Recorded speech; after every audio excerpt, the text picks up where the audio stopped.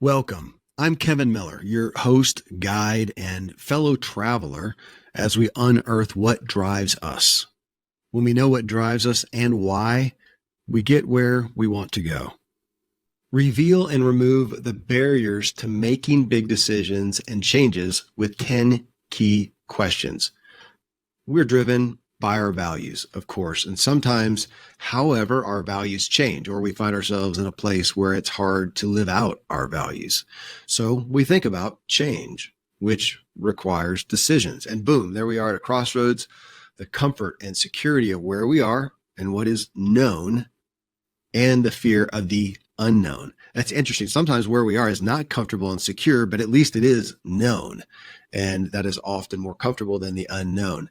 It's a big deal. That's what we start the show off talking about. However, I've got really hopeful news in this episode for you. It's a resource that's just so powerful. I would call it really like a manual for how to make it as easy and secure as possible to make big changes and decisions. Emily P. Freeman, she's a Wall Street Journal bestselling author of 5 books, including the book called The Next Right Thing, a simple, soulful practice for making life decisions. That book became so popular that Emily now has a nationally ranked podcast of the same name called The Next Right Thing. It already has more than 24 million downloads. Emily regularly offers perspective and clarity on these issues for more than 120,000 followers on Instagram as well. Well, after doing the research to so masterfully address decision making, Emily turned her focus to making change, which is often what we're making big decisions about. Change in and of itself. So her new book is called How to Walk into a Room, The Art of Knowing When to Stay and When to Walk Away. We went really, really deep into the real and perceived risks and issues of decision making and then change.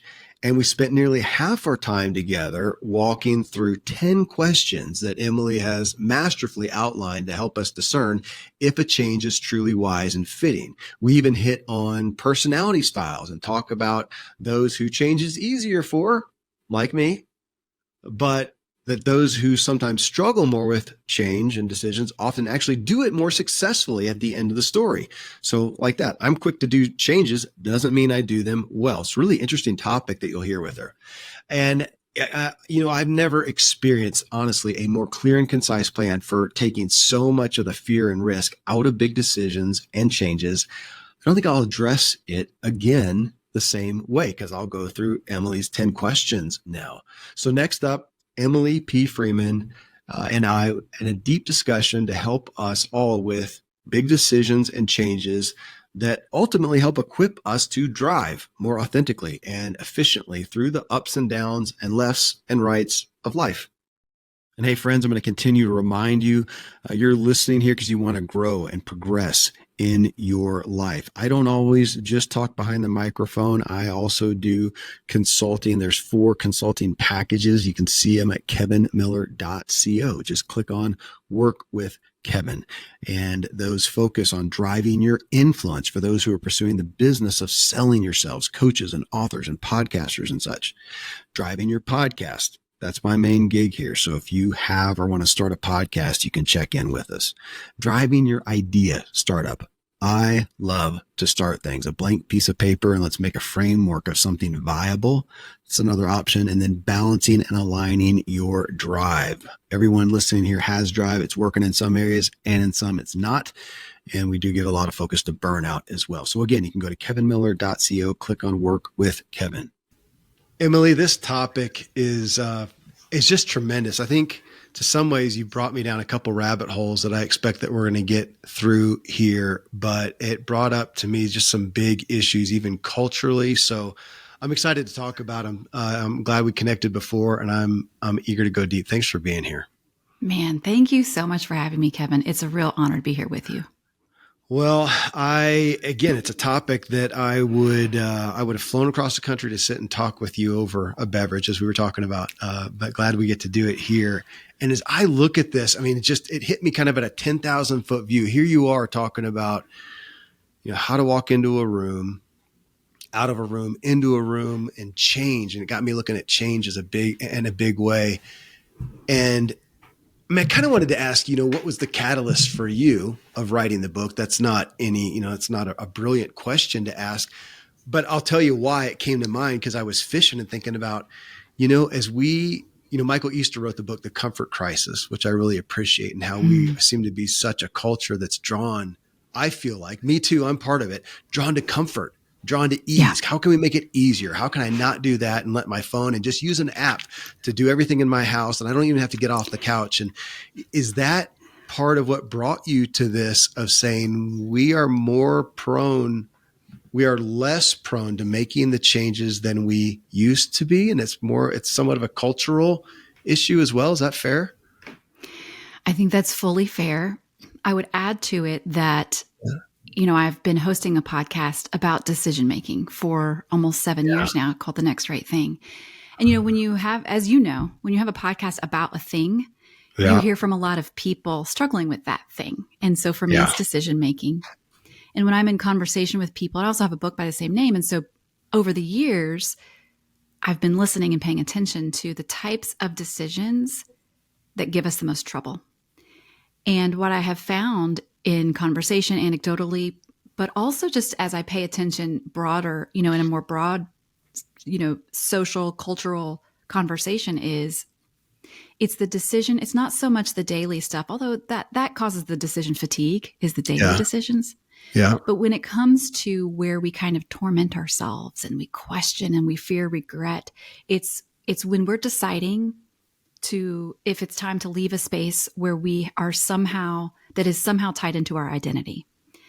And usually that's a vocational space, maybe a faith space. Sometimes it's a relational space. And so those are the and like you said, Kevin, and I'll kind of go back to what you said about like our comfort, our obsession with, or our addiction to being comfortable.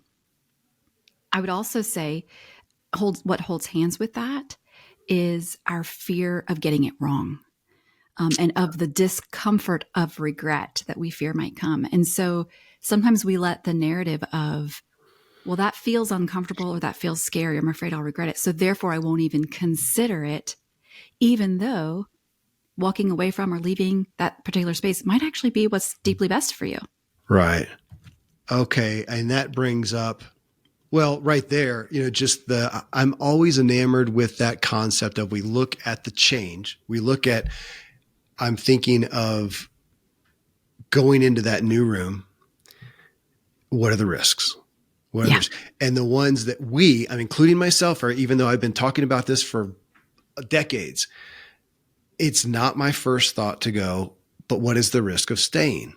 What is the risk of staying? Which is the only reason I'm thinking about the change anyways. But it is just, is that just natural wiring? Because I've been talking that way, and yet I know that naturally I don't go there first. I go there and look at the risk, and I have to stop myself and go, okay, wait.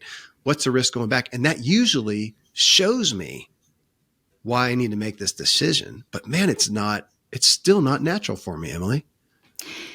Well, and I think it's part of that is because the fear isn't what we don't know. Yeah. Even if the risk of staying or the stakes are high, if we stay, at least it's what you know.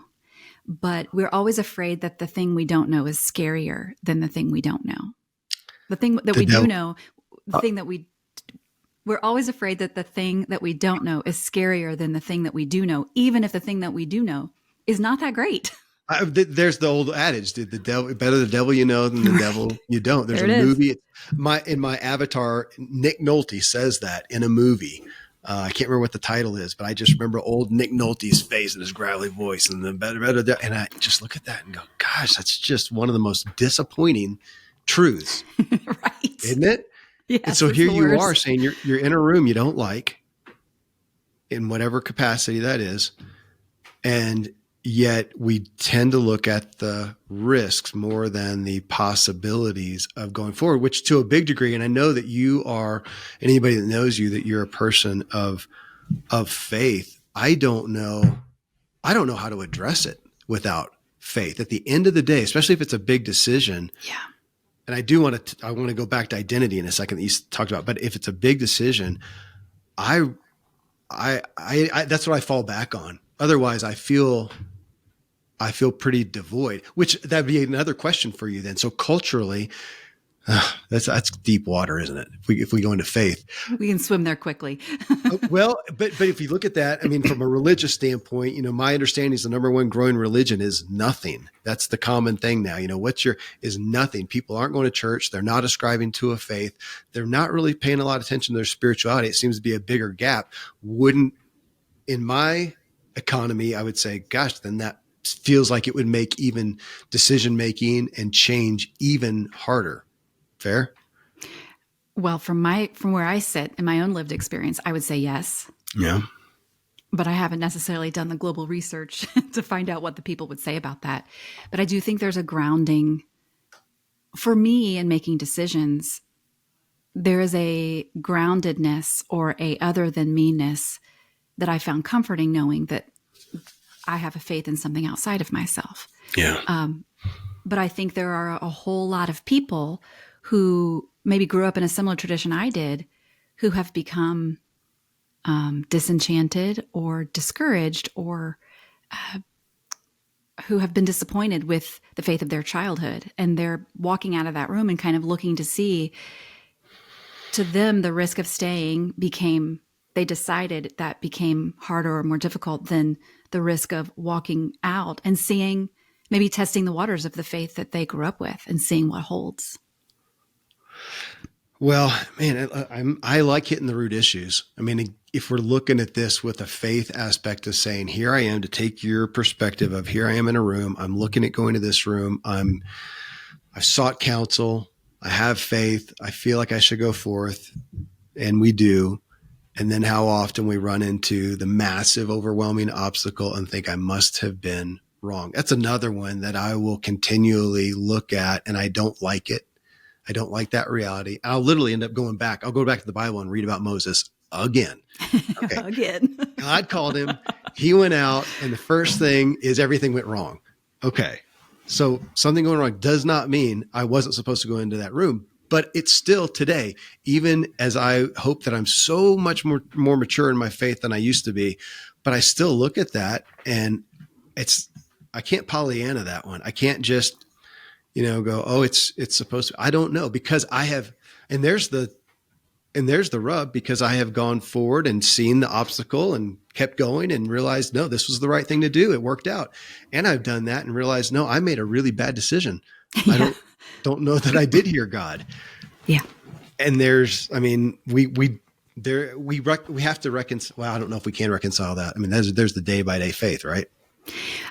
And exactly. And I think one of the things that keeps us oftentimes in a room, and here's the deal, when we say room, it can be a relationship, it could be a vocation, it could be a faith community, it could be a school, it could be a particular thing that you actually really prayed for, that you discerned. And at some point in your life, this space, this relationship, this job was your next right thing.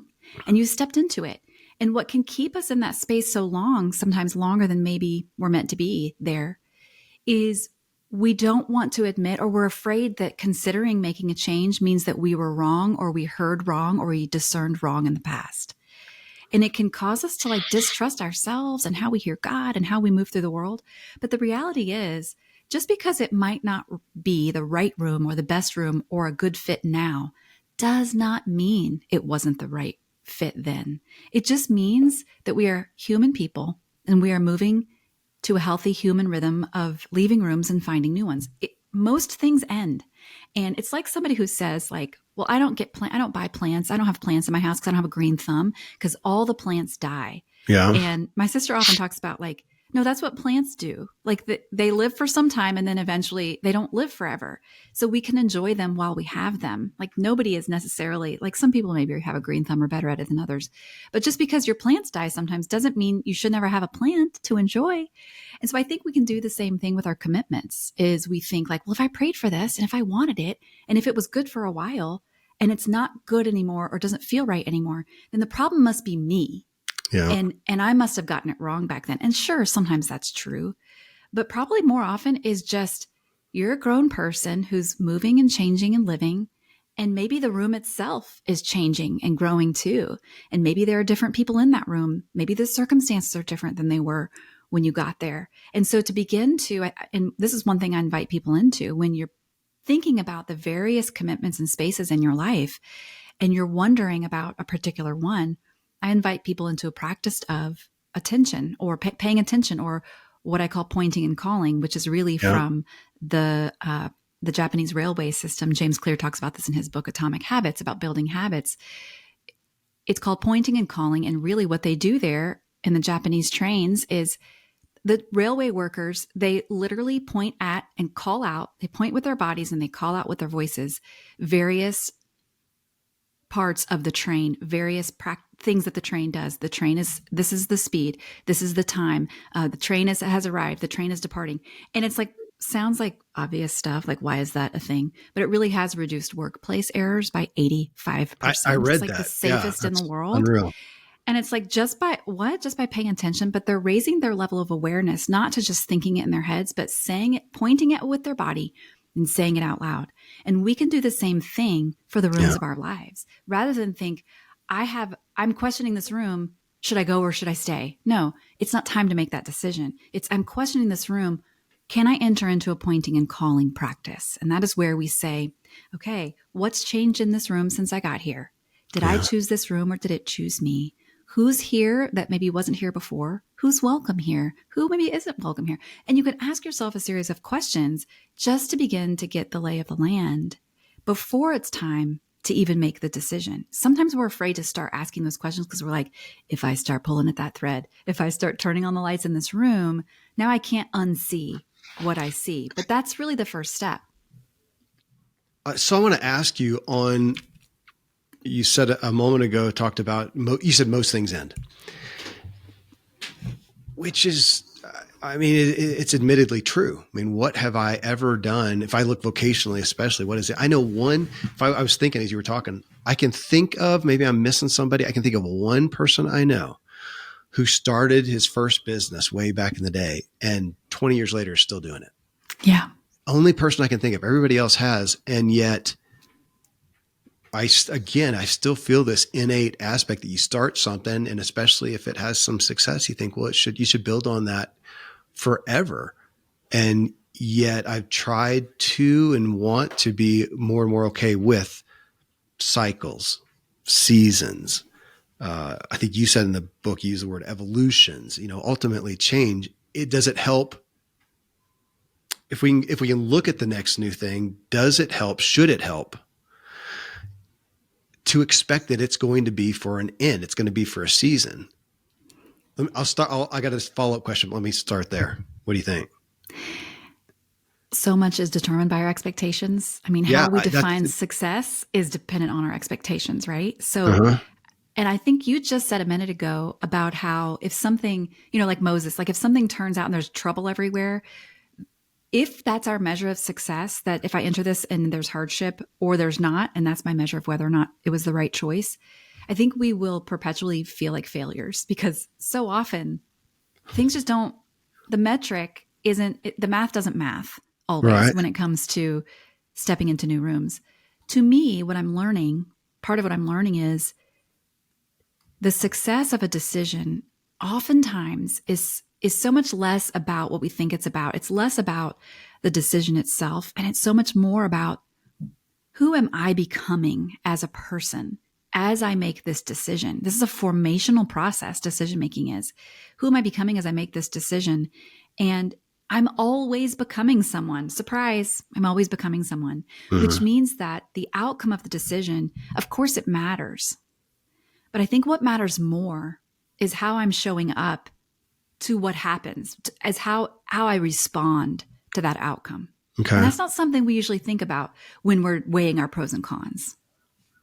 No, I'm thinking about the end result. What is this going to produce? Right. If I look at it from a business standpoint, or even a friendship standpoint, I'm looking at it and think if it does well, it should go on forever. And so, as you're talking, I'm kind of grappling with, okay, if I should look at something and go, it might be, maybe it'll last forever, but it also might be a season. Is it worth it? If it's a season and I go forth and I do this and I become an author, start a podcast, start a business, whatever, and reach some people and do some good and I grow and then it ends. Is that okay? Because for a lot of people, it's going to be pessimistic. You feel like, no, you go in there and you commit. That's what helps you see it through, right? You commit, never going to quit.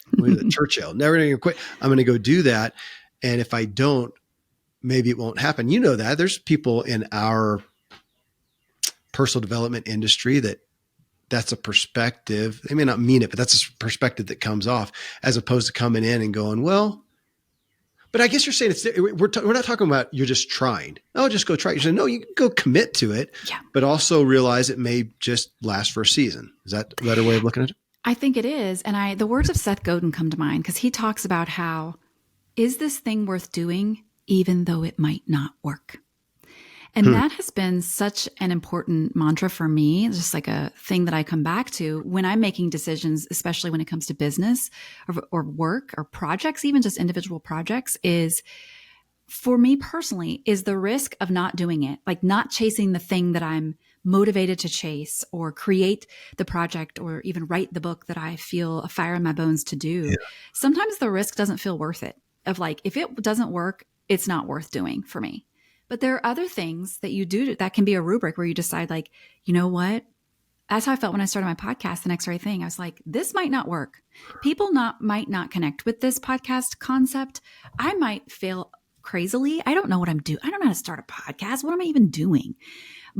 But the concept and the kind of, I had blue skied it long enough. I had lived in the blue sky period long enough to where I fell so hard in love with this idea that for me, the risk of not doing it was higher because I wouldn't know. And so I was willing to move forward, even though it might not work, because I didn't like how I felt on the inside when I imagined putting it to the side. Okay. I appreciate that. That's what got me to finally write my current book after coming to the table twice with literary agents and, hey, you've got an audience, you've got a topic, you should write a book. And I just wasn't feeling it. It didn't, It felt like that, like the investment wasn't worth it. And then this one felt like, this is one that I'm going to write it for my kids anyways. Right. So exactly. Might as well go. Okay. Well, hit on that. I'm curious too, because as we look at something and say, gosh, I'm going to devote myself, to a book, a podcast, a message, an effort, that if it doesn't end, if it doesn't last forever, if it does end, I feel like we have a cultural concept that like, oh God, well, that was it. It's over and it didn't amount to anything or it didn't continue. Now I'm back to ground zero. And I do find myself looking at that and going, no, I've got to feel, maybe that's it. I've got to feel like if I do that, it doesn't last forever. It comes in. Is it going to grow me, benefit me? Are there going to be transferable skills? Or maybe a good way to say it, the sum is greater than the parts. Does that feel relevant to helping us look at it with, it's not going to be a loss if it doesn't continue forever? Well, I'm so curious. I actually want to turn that back on you, Kevin, because I'm so curious as the guy who talks about what drives us. Like, I think it depends on what drives us as far as how we would answer that question. Because someone might say a book, like, for example, using your example of writing a book. Listen, you and I both know, and probably some people listening know, writing a book is not for the faint of heart, my friend. Like, it is just way too hard. It's too much work. There's too much of your I was very humbled. Put into it. Very humbled. Yes. It's just like it took my arrogance down. I got that benefit right off the bat. Well, there goes that amount of arrogance. Okay. Right. Yeah, totally. Yeah. And there might be some people who, knowing everything they know with all the facts laid out, and listen, when you sign a book contract, you don't know everything. Go ahead and tell you, but as much as you can know. And there are some maybe personalities, just depending on what you value most, your own core values, what matters most to you, it's just never going to be worth it for them. And so I think that's the other thing is knowing and naming our own core values, what matters most to us, is so important, because if we don't do that, we run the risk of becoming maybe even highly successful inside someone else's life. Yes. And that's a life that none of us can sustain and will not be healthy for us, even though on the outside it might be admirable and people might be like, oh, Emily, that's a room you should never leave because it's so successful. And there's a lot of successful people who are dying on the inside because they're not going to reconsider the room they're in because they feel like, or are bought into the narrative that they have arrived. Well, that's huge. Yeah. Expectations. My gosh. So many people, and I write about this, of course, in my book, we go forward and try to succeed in areas for other people's expectations. If we get real for ourselves, realize that's not something that I actually wanted. I will say that, and then the other part too, that was real dangerous for myself. I didn't do that. I was rebellious enough to go, I'm going to do my own thing. It's not for somebody else. And only to end up someplace and realize, why did I have that expectation? Where did that come from? Nobody put that on me. I did that to myself. I don't know why I got here. What was I thinking? Right. And that one was, again, not looking at, if I step back and did what I really like that, would I do it? This isn't how you said it, but play with me. Is this what you're saying? Would I do it if I know it's going to come to an end? Would it be worth it if I don't succeed or it just doesn't continue forever? It's just for a time. Yeah. Am I tracking? Yeah. I definitely think so. It's sort of like, is this like when, we're talking about it, if it's something that you're going to create that's going to live for a time and maybe not forever, I ask myself the question, do I want this to exist in the world? And sometimes it's like, even if I don't get the forever credit that I want, or even if it doesn't lead to accolades or something that the world might say is a success, do I need this to exist in the world? And for me, that's a helpful kind of filter to look at decision making through when it comes to, for example, a particular project. It's so interesting. I just got off the phone with James Rhee. He's another guy. He's got a book coming out in April, Red Helicopter, but guy who's done a lot of stuff. And we just met just to chit chat over an idea. It's something I want to see happen. But I told him, dude, I don't want to spearhead the thing. I don't want to be CEO. I'm not pitching this to investors, but he runs a, private equity, company, whatever. But I said, I just want it to exist. I want to be a customer. Here's an idea. I just want to be, could somebody help make it happen so I can be a customer? And I thought, what a great way to pitch something, Yeah, right. I think in the past I would have said walk away power. I don't know if there's a better term than that. Well, it's an open-handed posture. Yeah. And do you think, Kevin, that comes though with, Richard Rohr talks about the two halves of life, like the first half of life and the second half of life, and how first half we're sort of building and growing and we're kind of building our identity, right? Like that's what your youth is for. You're building something. And then the second half is almost like a letting go. It's an opening. I want to be a part of things that are good and beautiful and true. And whether or not I'm the one who starts it or you start, I just want it to be true and real in the world. I want it to exist just like you said. To me, that's such like a free second half of life posture. And I feel like I'm kind of teetering, but sometimes there's parts of my personality where I'm like, I must be the one in charge. Like I got to own this. And it's sort of like this ambitious drive. Yeah. And then there's this other part of me that feels maybe more mature, maybe more relaxed, or, sitting down on the inside where I feel like I'm able to open my hands and just enjoy the good, beautiful, and true. What do you think about that kind of first two halves of life? I can't believe you brought up. I just talked with James about this because he got on the phone, he got on the Zoom and he was like, oh my gosh, I'm tired. I just did this tour and I was here and here. He says, I just don't enjoy it anymore. And I said, sounds like we had Arthur Brooks on the show not long ago. Yeah. His book, Strength to Strength, was significant to me. It really was, Emily. I read it. And at first, the first chapter or two, I was just depressed. Oh, this is the worst book. I don't want to hear this message because he was just resonating with me. Are you going along charging ahead, trying to do those things you used to do and you're more tired and you're not into it as much? I'm thinking, yeah. And you feel like you have to. Yeah. And then of course, that's what he says, the innovation and the building and the creating, whatever. And now over here, I want to sit with of course he says, fluid knowledge to crystallize. I want to sit with my crystallized knowledge and just, provide wisdom and help things, but I don't want to somebody else can be CEO. I want to be the visionary. I want to be on the board of directors or whatever, or put it in a book or do it totally. And it's been a big help to me because I don't want to feel like I'm old and tired and want to slow down. That's not true. But I don't want to I'm tired of some of the things that I did. I'm happy my kids are getting older. That's great. It's so great. I did the little kid stuff. It's so precious. I can grieve over it when I see the little pictures, but I don't really want to go back to diapers. I'm good. Yeah. No need. And I don't think I think that there is maybe an impression that it's a slowing down or like a getting old and slowing down, but I think it's really just a change in motivation. It's a change in what lights you up. in what you find satisfaction in what you're motivated to put your time and energy toward. We kind of, Yeah. it's like once you've sat at a lot of tables, you start to realize like what all this is about. I remember hearing a conversation between Alec Baldwin and Jerry Seinfeld. And I think Alec was asking him, asking Jerry, like, you ended your show at the height of its success. Like what, and Jerry was like, yeah, I sat at all the tables. I'd been in all the conversations. Like, and he was like, so what's next? Like, what are you doing now? And Jerry just had that very kind of second half of life. It's Jerry Seinfeld. So he really has sat at all the tables. But I think it was something I took away from my own life, was listening to him talk about, he's been in all the rooms, carrying on the room metaphor, that a lot of people work their whole lives to get into. And here was a guy talking about he had been in those rooms. And in a certain way, I don't know that he said this fully, but in a certain way, what I took from it was they didn't have anything to offer that I didn't already know. Yeah. There was nothing new under the sun there.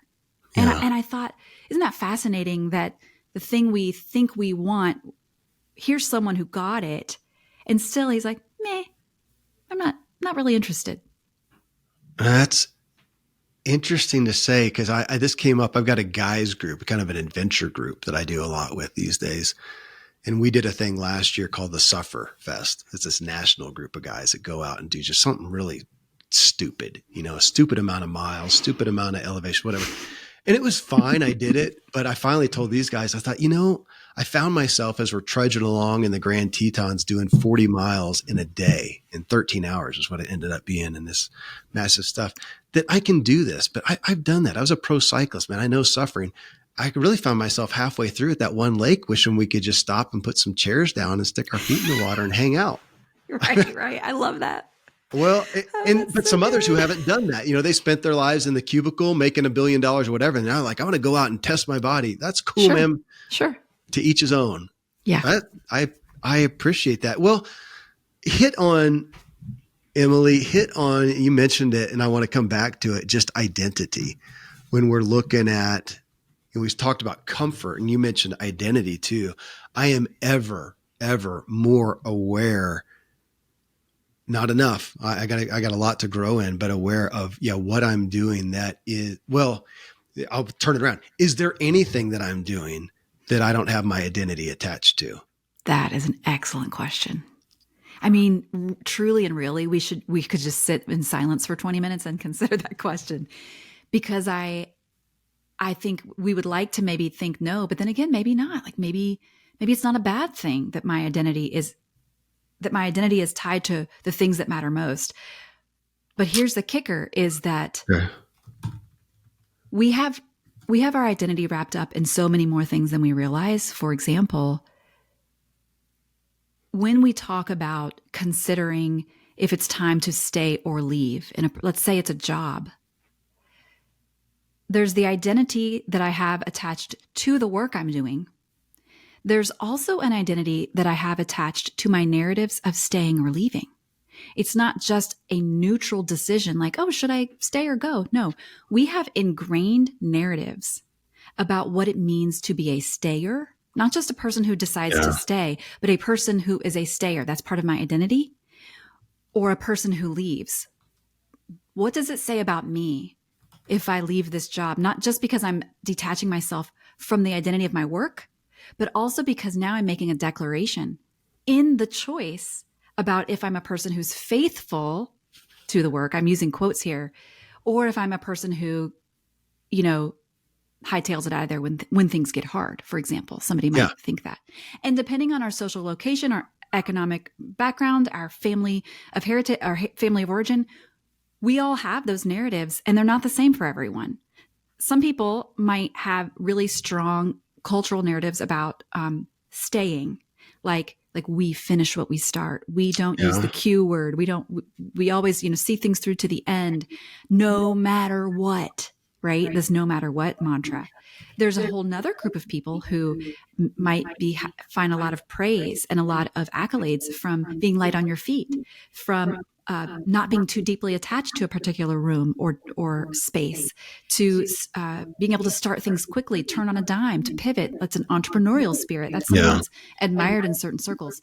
So there are two identities we're talking about there. It's the identity of the work itself. And what is it?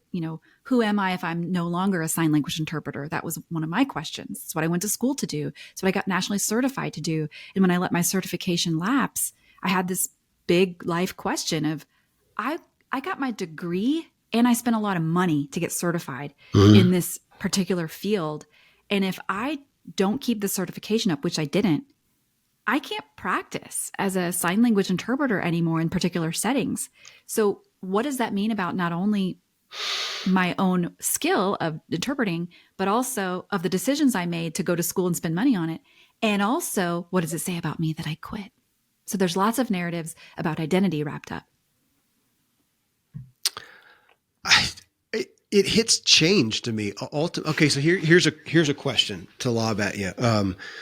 To reconcile to some degree. I was thinking about it as I read your book. I was sitting here taking notes and going, okay, so things are going to change. Rooms are going to change. We would look at that and go, are things going to change our life? Absolutely. We would all say that. Yet when it comes down to it, how often? No, I need to say this in a way to say it right. I got to own it. So if Kevin, as husband, father, whatever, it seems like it comes up there more. And here's my shtick, guys. This is what I believe in, right? Here's my value. Here's what's good, right, and true, and whatever. Well, now if I change my mind, it can come off as hypocritical. That's one of the words that goes through my head. Now, I've been called that. I've had that been said to me. Well, that seems hypocritical based on what you used to say you stood for, what you used to say you believed, whatever. Or I don't know if I've been called this, but I was writing down words when I was reading through the book. Flaky. Oh, you're flaky. On to something else. John's just he's always on to something else, whatever. That there's that risk. Okay, so here's that. And then over here, though, I'm thinking, well, wait a minute. We're all sitting here right now listening to a personal development podcast, a self-improvement podcast. By proxy, the only reason we're here is we're looking to change and grow. So that would be I'm actually seeking things that will help me change and grow. That feels justifying over here. But then I also understand over here, and I felt that with people too. Oh my gosh, you've been saying this for years and now you're changing your tune.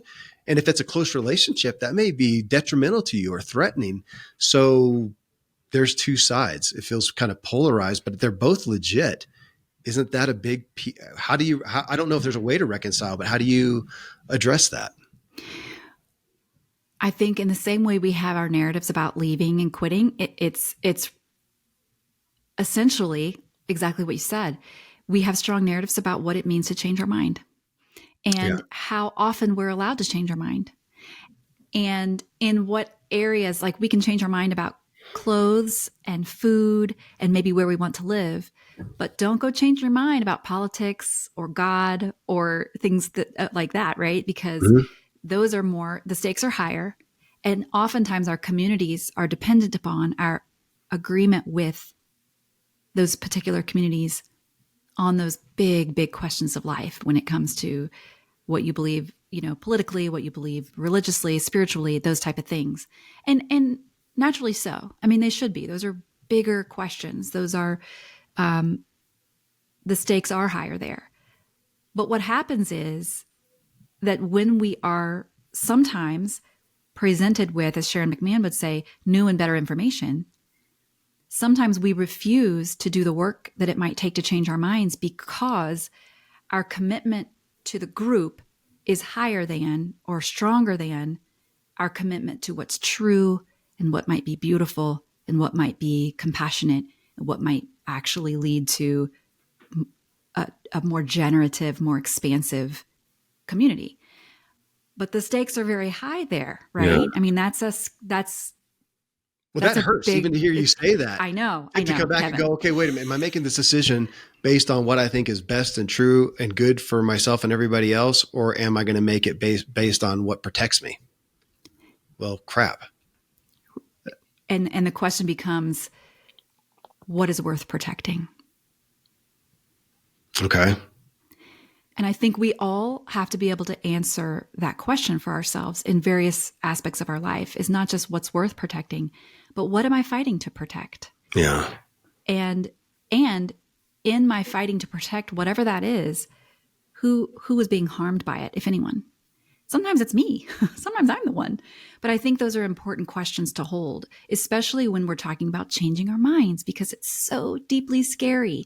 So many times the things that we have, so often the thing that we're most committed to, and the thing that, honestly, talking about comfort, it provides us so much comfort, is certainty. When we have certainty in a certain area, especially when we've worked our whole lives maybe trying to learn a thing and trying to provide ourselves with some really clear boundaries around a particular issue or a belief, and we feel like we finally arrived and we figured it out, and here it is, it's certain, Yeah. and I've got it. And then something or someone comes along, or something breaks your heart, or someone's story touches you deeply and it doesn't fit within that box of certainty. The question becomes, what do you do now? What leads now? Are you gonna be pushed by fear? Or are you gonna be led by love? And that's not always easy to tell the difference between, is this fear or is this love? But I think that is one question we can ask ourselves when we're confronted with like new and different information in the midst of a room that I completely thought made perfect sense until it didn't. What you just said, Emily, okay, I got it. I finally arrived. You mentioned James Clear a couple of times, and I thought that's been kind of a quest of my life is, okay, let me figure out the right habits, the right actions so that I can wake up in the morning. I know what to do. I do it and everything works out perfect. I'm healthy. I am well. I am fit and capable and growing, and I figured it out.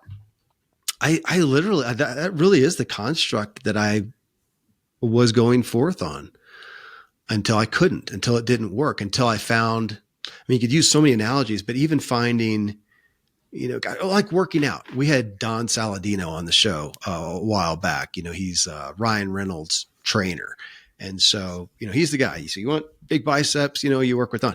And of course, there I'd be like, okay, just, tell me the one exercise, I'll do that. And of course, he would say, well, you can't. Even if you found one that does grow it, it'll grow it for a little while, and then your body will adjust and adapt to it, and it won't that much. You need to switch it up. Well, I don't want to switch. I just learned this. Can I just figure it out and do that the rest of my life? Like you just said it. I've arrived. Yeah. So is that the statement? You don't get to arrive. I mean, man, and it's so terrible because I feel like a lot of our schooling and a lot of like what we're taught is like, you learn this so that you can blank, so that you can get into college, so that you can get this job. And like so much of our life is A plus B equals C. That's what we're kind of taught how it works. And even with the working out, it works for a little while. Mm-hmm. But maybe there are some situations in life that we could apply and say, this is always going to be true, that if you do this, then this will happen. I think of like, if you touch a hot stove, you're going to burn. Like there are some sure things in life, but we just can't apply that formulaic A plus B equals C to so many areas of life, because you and I both know plenty of people who are the fittest people we know, and they still got cancer. We know people who poured into their marriage and their spouse still left. We know so many parents who, raised their kids in just the way that they were told and taught was a faithful way to raise their kids. And then, they might have a kid who runs away or who goes a completely different path than they expected. And this is just not the narrative we were handed. This was not how it was supposed to happen. And so maybe, again, that's another expectation. I wonder if, rather than thinking of those things as these catastrophic, which they feel catastrophic, but I wonder what would happen if we started to ease back on our expectation that we can systemize life and begin to look at life a little bit more like a lyric than like a list, and expect that things are going to change. I don't know how, and I might not know when, but this is a life that I'm entering into. This is a part of being a healthy human person, is knowing that something's going to happen to surprise me. And what do I do? And how do I navigate that when that day comes? It has me thinking, Emily, I just had somebody lamenting about college, kids going to college, and that concept of, oh my gosh, my kid's whatever, 18, 19. and they're supposed to decide what they're going to invest all this time and money into and do for the, the rest of their life. How on earth they haven't experienced squat, which is what I've felt with my kids. You haven't experienced, go travel or something, go try something, go get in trouble, go fail, go whatever, do Yeah. something before it's going to take a while to figure out. And almost to your point of, I want to figure out the rooms at work. And you saying, would you say it in the way of, well, sure, do that, figure out to the best that you can what rooms are good and best for you and are going to work for now. That's all you get. For now. Absolutely. I have found, actually, Kevin, I'm so glad you mentioned that. I have found for now to be such a life-saving 2 words because it changes the narrative from forever or if it changes, then I've failed, or if it changes, then they've failed me, or instead it keeps us in the moment and it says, I actually expect things to change, but for now I'm going to be great. It kind of keeps us in the moment. I'm going to be grateful for what is. Yeah. And I'm going to be grateful for what I do know, fully accepting that I really don't know what's going to happen tomorrow. It reminds me, I wish I could pull up the concept, Emily, Dr. Benjamin Hardy. So Ben Hardy, I've had him on the show a few times. He's the lead story in my book. He's a best-selling author now, but came from some hard beginnings. But in his book, Future Self, there's some psychological term for it, and I cannot remember what it is, but it was the concept of we all look back, say 5 years ago, and we would say, oh my gosh, have you changed? What do you think about the person you were 5 years ago? Oh my gosh, I've changed so much. I can't believe how, we usually dog ourselves. I can't believe how ignorant I was back then, or the person I was, or I can't believe I didn't know what I know now, or whatever. And we tend to readily think that. Most people go, oh yeah, got it. And yet we think who we are now is who we are, as opposed to, and he's trying to take, and again, there was some terminology, take us forward and go, no, you're going to 5 years from now, you're going to look back on who you are now and go, oh my gosh, that person. So if we could take it not in the negative standpoint, I'm thinking through your lens here with this to take it not in a negative thing, but go, okay, I'm like that for now. This is the best that I've figured out. And hopefully there's positives about that. And there's some things that I feel good about and I can make decisions on right now, but realize, man, in 5 years and I'm wanting to make it feel positive.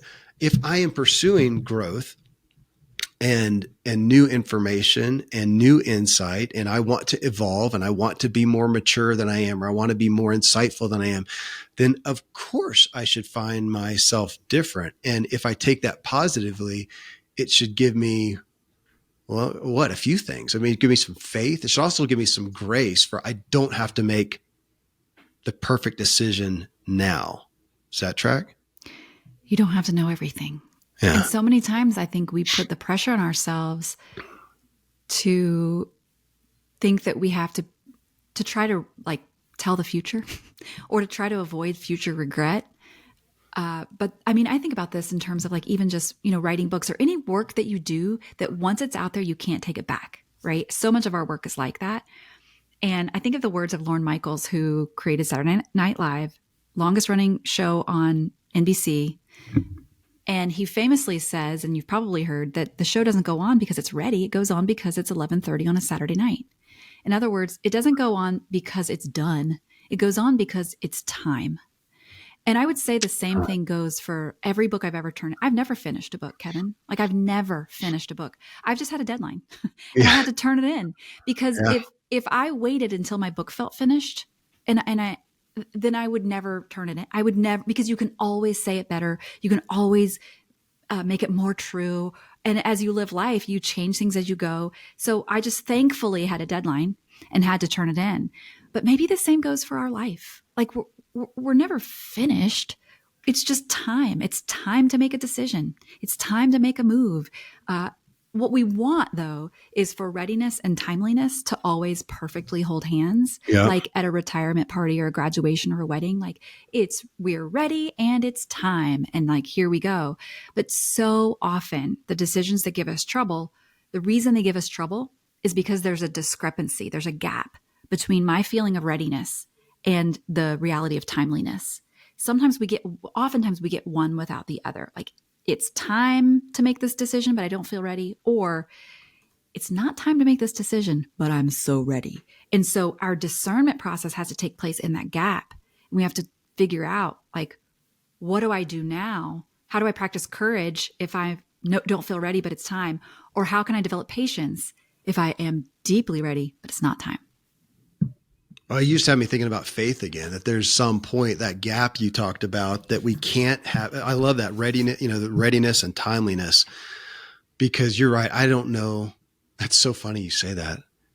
I have never finished a book. You just had a deadline. I don't know. I feel like that's with me with anything, everything. I have my staff create deadlines out of thin air. Otherwise, will not show up. And for me, I have to say, okay, tell me the drop dead deadline. And it's got to be like 2 weeks ahead of the real one. Right. I know. Listen, don't I know it? We have to, like, give me the pretend deadline and then give me the real deadline. Mm-hmm. And then I'll work right up until it, but I'll turn it in. I will turn it in. But it's this idea of, like, if I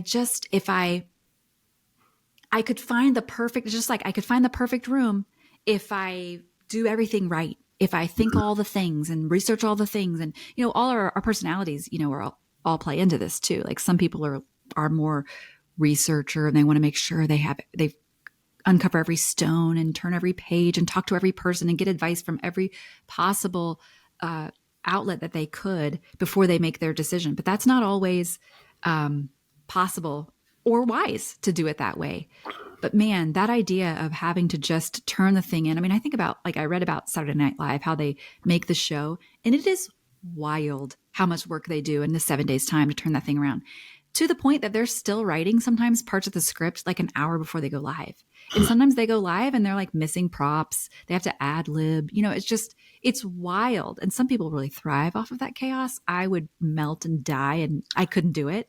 But, like, it's this idea of, but they just keep laying track. Like, they just keep laying track, and the train, because the train's coming and it's got to have a track to drive on. And sometimes it's helpful to think about our decisions in that same way, that, you know what, it's not going to be perfect, but we just got to make a call, knowing that most decisions, not all, but most decisions aren't final. And if you screw it up, you probably can do something to fix it or to change it or to mitigate it in the future. Yeah. But you just got to make a call. So personality styles, looking at, let's say, entrepreneurs, again, the type A, the risk taker, the whatever. And what I found out is, those type of people are, in my experience, more prone to go become an entrepreneur, to go start a business, because of that personality type. However, more so than maybe another personality type. However, once they get into business, if you took both personality types and actually get them into business, the one who is not as much of a risk taker, who is more methodical and more detailed, they'll actually run a better business, is my experience. So I'm the former. I'm the consummate, exactly who you would expect to go run a business. And so when I'm on somebody's show and they say, Kevin Miller, former pro cyclist, and he started 19 businesses, and the caveat to I started 19 businesses, because I have no problem starting them. I have no problem running them well. Right. So coming back here to change, and leaving a room, do you account for that somewhat? That for some people it is. It's easier to get up, leave a room, and go into a new one. Doesn't mean they do it well. Sure. And we all get to define what well means, right? Like, well may not be the same definition for everyone. But I do think you make a great point in that. Do I believe personality styles play into this? Absolutely. And I would also say, I did a very informal survey for my own listeners and readers to ask them, like, do you consider yourself a decisive person? Now, caveat to that is, I have a podcast that in the introduction, I say, this is a podcast for those who struggle with decision fatigue and chronic hesitation. So people who self-identify as decisive probably aren't listening. So already the pool of people is skewed. However, I would say about 30%, 35% of the people who responded said, yes, I consider myself to be a decisive person. And when I asked a follow-up question to those who consider themselves decisive, like, what do you say is the biggest contributor to your, like, ability to make decisions in a sure kind of way? A few responses came up. One of them was, Um, the one that was most encouraging to me, as someone who probably is a little more chronically hesitant to make decisions, was they said they learned, and we touched on this a little bit already, that very few decisions are final, and that they would. And the second thing they said is they would rather make a decision and have to change their minds later. They like that problem better than the problem of having an unmade decision weighing on them. Because some people would rather like carry an unmade decision forever because the finality of making it for that person is like locks them in, or they feel kind of boxed in by that. So they would rather do the research, take the time, right up to the deadline. Whereas this more decisive person, maybe more of the entrepreneurial type, is like, I don't want for a minute to feel that burden of something on my shoulder asking me to do something. I would just rather make the call and deal with the consequences. And so I think there's pluses and minuses to both of those ways of making decisions, right? I mean, because you think about like, yeah, could I cut bangs right now? But if I could avoid the 6 weeks of them growing out, I would like to do that. But yeah, it isn't an irreversible decision, but there is that 6 week suffering that you have to live through, that some people would say, oh, it's worth it because I got to cut the bangs and I did the thing. I'm using bang cutting on the podcast. Yeah. I'm sure that's very applicable. It's okay. To I was going to ask a question, and I was going to use concert tickets. So my family is big. We're a big music family, and kids, some of the older kids have gotten in the habit of concerts. So it's always, hey, so-and-so, or I'm going to the concert. Anybody else want tickets? Who wants to go? Whatever. And it's so interesting that's I don't know if we want to take time to go down that rabbit hole. I would say I'm a decisive person, but then I think more and more I question myself. Do I? Because in this scenario, I've found myself more and more in some areas, especially with making plans, which is again a personality profile or a damaged psyche profile or whatever. Because sometimes I don't like confinement, so I'll fudge on making a commitment down the road or whatever, because I want to be kind of spontaneous and do what I want to do in the moment. And so I won't. So in this case, so Daddy, they're going to be out. Did you ever get a ticket? They're sold out now. I never made a decision, which by proxy means I made a decision. Exactly.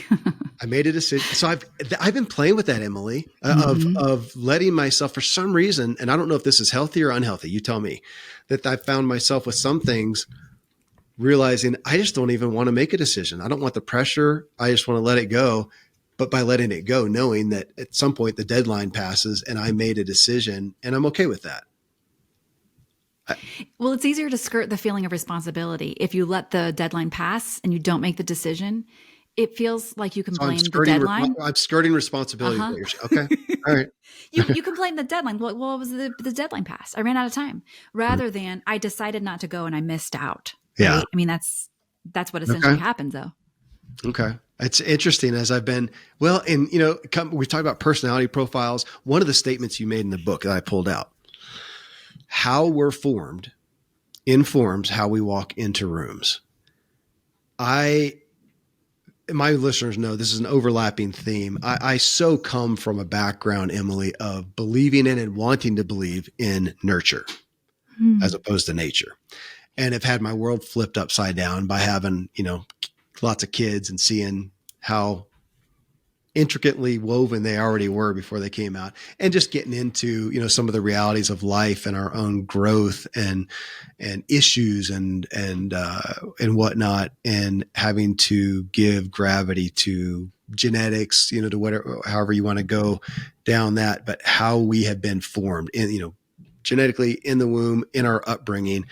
And I'm blown away by how powerful it is. And I'll, if you don't know, I've got adopted kids too. One we adopted at 6, she came to live with us at 15 or 16. The other one came at 4, and seeing the power of how they were formed is mind blowing to me, and realizing that I've done that to my kids since I had in birth. I'm the one now who has formed them to such a great degree. So my kids, how they have been informed primarily by, myself, my wife, and the upbringing that we brought them up in. And that blows me away at how much that dictates how they walk into any room, and will for the rest of their lives, unless they reprogram. Fair? Mm-hmm. Fair. Yeah. That blows me away. But for me to understand that you're saying that does, I mean, there's ground zero, is it not? I think it is. And the opposite is also true, that sometimes it's not so much about what we need to learn or how we are being formed, but how we are unformed, or what areas we lack formation in. And that also Yeah. informs how we walk into rooms, how we make our decisions, how we show up in the spaces that we show up in. It is mind-blowing when you, and you're talking about your kids, some of your kids adopted versus, Yeah. I have twins. So we had two born at the same time, fraternal twins. But it's fascinating to see. I mean, they were born into the same family at the same time with the same circumstances, parents, everything. And they're so different, Kevin. Like, they are so different. And it's fascinating to see how their own personality showed up on day one, Yeah. but also how they responded to the formational elements in their life differently. Even though they were both presented with the same parents, the way we parent, it's just like the way it mixes with who they are and who they're becoming. And, they're 20 now. So we have a lot of data looking at them. But twins, but so different. I love the analogy because you hear the story of it's the Oprah show or whatever it is where they bring together. We had a guy on the show I can't remember who it was. Been too long, but who had this kind of happen where they reunited them. Oh, Like yeah. you're Like they separated. grew up separate. Yeah. Separated Oh, at wow. birth Yeah. and you're back and you're reunited, and how amazing that you both like tacos with tuna, and how amazing that the similarities are, which is cool. And, you figure that coming out of, with a twin, that you have kind of the same vibration, connection, and energies, and, all those neat things. And yet, but for you to come at it and go, yeah, well, here they are coming out of the same womb at, just about the same time with all the connections of a twin, raised by the same parents in the same environment. And holy crap, are they different? That's dramatic for the nature nurture aspect. That's monumental, actually. So to look at us and realize how shaped we were, and that, I mean, it makes me just want to go in and really look, of course, at the unhealthy ways that I leave a room or enter a room and go, my gosh, okay, it's how much of that was, it's not just I am what I am. I mean, that was, I can well, back to what you're thinking, that is what we're trying to look at, audit, and say, okay, how can I reprogram that? Yes. It is. And I think about things like, we all agree that we can learn a lot of things in life. I can learn to play the piano. I can learn to garden. I can learn to cook. But when it comes to some of these other like life skills, for example, decision making and discernment, a lot of times we just think, well, you're either born being good at that or not. And we don't put our time in developing these aspects of it. But I am someone who believes that you're not just born knowing how to make formative, generative decisions. Yeah. That's something we can learn. And that's why I wrote the book, right? Was to try to meet people standing at thresholds and to help people know that there is another option. There's a third way besides burning the bridges and raising hell on the way out, or staying silent in rooms that are no longer good for you or for the people in the room.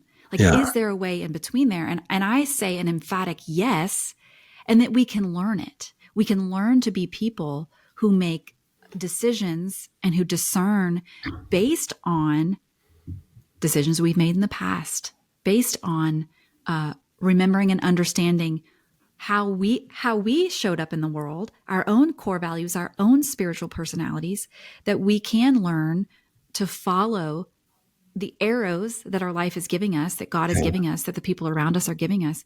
And it doesn't have to it's not always going to lead to success or failure. That what it leads to is me becoming a person who's a more discerning, a more in tune, a more wholehearted person. Yeah.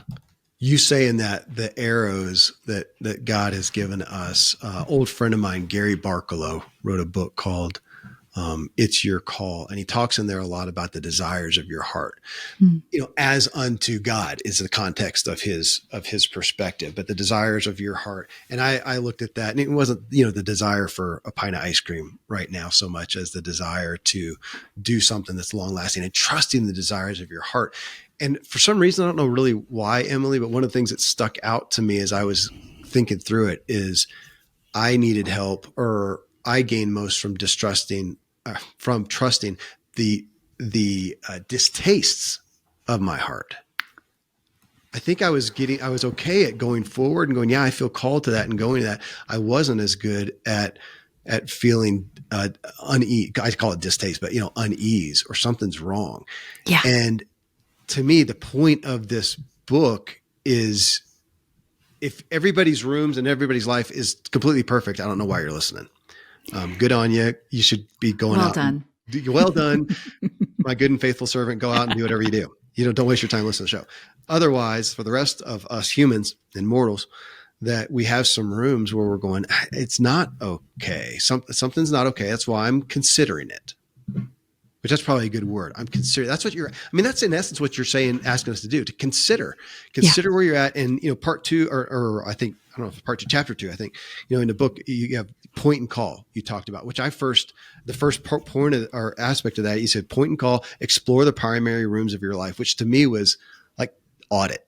I like that word, audit. Take into account and look around, and you do a good job of outlining. I may need to look at the room that I find I currently have some hesitation, concern, distaste, whatever the word is, something there. Everything's not perfect. And I'm going to audit it. And I might find that everything's okay. That's right. Absolutely. And I might not. You might find that what you thought was a catastrophic situation in a room was actually one difficult conversation. That sometimes we think, oh, this job is not a fit because I just feel terrible in it. But when you do an audit of your room, when you have a point and call practice, you recognize like, no, it's just that I felt disrespected in this one meeting by someone in an authority. And maybe I just need to have a conversation with that person. And if you do that, it could go well and it might fix the problems. But so often we can paint things in like all or nothing colors, and we have our feelings, while I think our feelings are a deeply important data point, but they can sometimes color things more strongly than the thing deserves because they can be so strong. And so point and call can help us name the feeling. Don't discount it. It gets a voice at the table. But it's not the only voice. And what else is at play here? So that's why I think this point and call practice can be so important. And the other thing is, I had a situation once where it was a professional invitation I had to speak somewhere, and I was honored to be asked. It was a great invitation. However, some of the ways that the person in charge was kind of talking to us and kind of kept piling expectations on, how this can go. Like there's the initial ask, and then there's like the ask after the ask, after you say yes. And that was happening. And I started to feel, like you said a minute ago, sometimes you distrust your feelings of unease. And I started to feel uneasy in this decision. But I didn't trust myself in it because I thought, well, this is something that people would say yes to, that other people have said yes to, that is a desirable invitation. And so who am I to question it or to have discomfort here? But thankfully, I reached out to someone I trusted who in this industry, and I asked her opinion. I'm like, hey, here's what's happening. Here's the invitation. Here's my hesitations. And she said something I've never forgotten. She said, Emily, tiny red flags rarely shrink. They only grow. And with that statement, I realized that what I was seeing in this invitation was some tiny red flags. And I had to come to terms with the reality that they weren't going to go away. They were going to keep waving and get stronger. But what I've learned since then, Kevin, I'll tell you that while I think that's true, and it's been true in across the board, relationally, vocationally, in faith spaces, like if I see a tiny red flag, it grows every time. But the one thing I'll say that I've learned since then is that not every hesitation is a red flag. And so sometimes a hesitation, just like we said a minute ago, is more like a yellow flag. It's like, okay, let me pause here. Let me take stock. Let me name the things I'm hesitant about, but let me not be so quick to say it's a red flag, because once we name it a red flag, it's not going to shrink. It's going to keep growing. And so that's where the work of discernment, and sometimes, man, that's what I think is where the practice is, where the paying attention and the maturity is in beginning to recognize the difference between, I sense a hesitation in my body, I sense it in my heart, I sense it in my mind. Let me see if I can hold this long enough to discern red or yellow. Okay, I want to go right there, and we'll use the concept of the golden handcuffs. There is a well-known story. Zig Ziglar talks about this lady who's at an event and comes up and she's telling about how terrible her job is and this whole list and whatever. And he ultimately comes back and she says, it's terrible. I hate it. 100% bad. And he comes back and asks a lot of questions. Do you appreciate the money they give you? Well, yeah, they actually pay pretty well. Do you appreciate time flexibility? Yeah, they really, let me do what I need to when I need to, in vacation and whatever. Anyways, goes through this litany of stuff. And by the end of it, she's like, holy smokes, I do love my job. Okay. So there we got that over there, right? We got that. It makes sense. We all understand the concept. Be grateful, count your blessings, all that kind of good stuff. I mean, I love Zig. However, or also, let's just say not a but. And yeah. I have found, I think more people than not who are in that space, they're in the job, they don't like it, it's grating on them, it's wearing them down, whatever. And yet they just come back to, and I'm going to pick on us religious folks, come back to that and go, you know what? God gave me this job. I should just be grateful for it. It's only my attitude that's wrong. And I just need to, and I'm looking in what's going on going, you need to get the heck out of there. I get both of them, and I don't have I wish I had some litmus test that we could put it in and go, yep, it's this way or that way. Yeah. I don't, but I do find myself more frustrated on the side of people just saying, no, I should just stay and I should just be grateful. And we're all looking and going, it's killing you. It's toxic to you. And it may not even be that it's bad, but it's bad for you. Play there with me, because I feel like that's rubber hits the road for so many people. For so many people. And I'm glad you mentioned, a lot of times people who grew up in a faith space is because when you bring God narratives into it, and depending on what we think about God and what we think God thinks about us, man, there's a lot of stuff that can come up there. And we think that, a lot of times we think if I'm uncomfortable, that's my cross to bear. Like that's my job, is to be uncomfortable here. And so now we're getting into the intricacies of discerning the difference between, kind of being called to a place to maybe impact change and to be a person who can, a lot of times we hear people say, well, I know this place is bad, but I want to be a change maker from the inside, versus discerning whether or not it's time for me to set a boundary here for the sake of my own health and for the sake of the health of my family or whatever the case might be. And again, just like gardening or cooking, this is something we must learn as humans, is to learn these differences, the ways that these decisions show up in our bodies, because there are, and I think a big key to this is having a regular practice of reflection. I think a lot of times we are moving through life at record speed, and we're just taking the hits as they come. And sometimes we're just in survival mode. And I have a lot of compassion for survival mode. Yeah. Especially when you're like in the throes of, building your career, or you have young kids. I mean, there's so many reasons why survival mode is necessary, and it's surviving. But if we live there forever, it's like we never develop a perspective of being able to look back on our life and name things that are life-giving and things that are life-draining. Because I guarantee, for me, the biggest indicator of future healthy decisions are the past healthy or unhealthy decisions I've already made.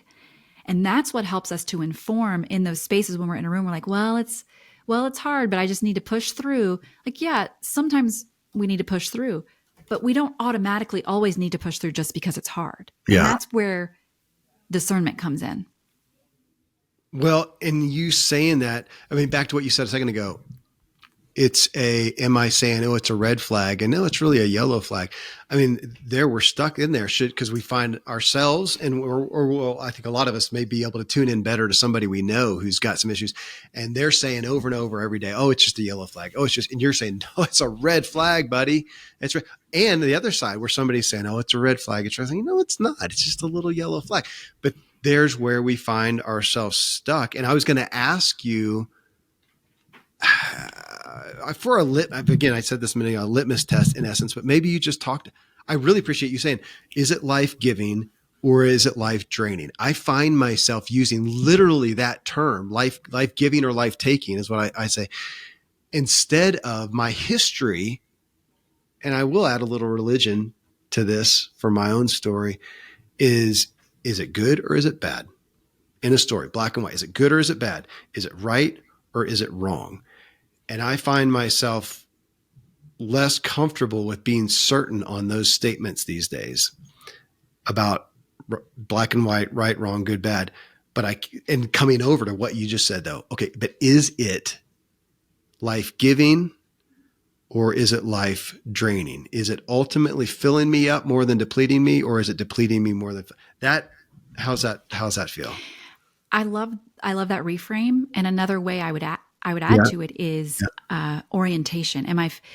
Is sort of like a consolation, desolation space. Like, does this decision or space, does it orient me toward what's good, beautiful, and true? Or does it orient me away from what's good, beautiful, and true?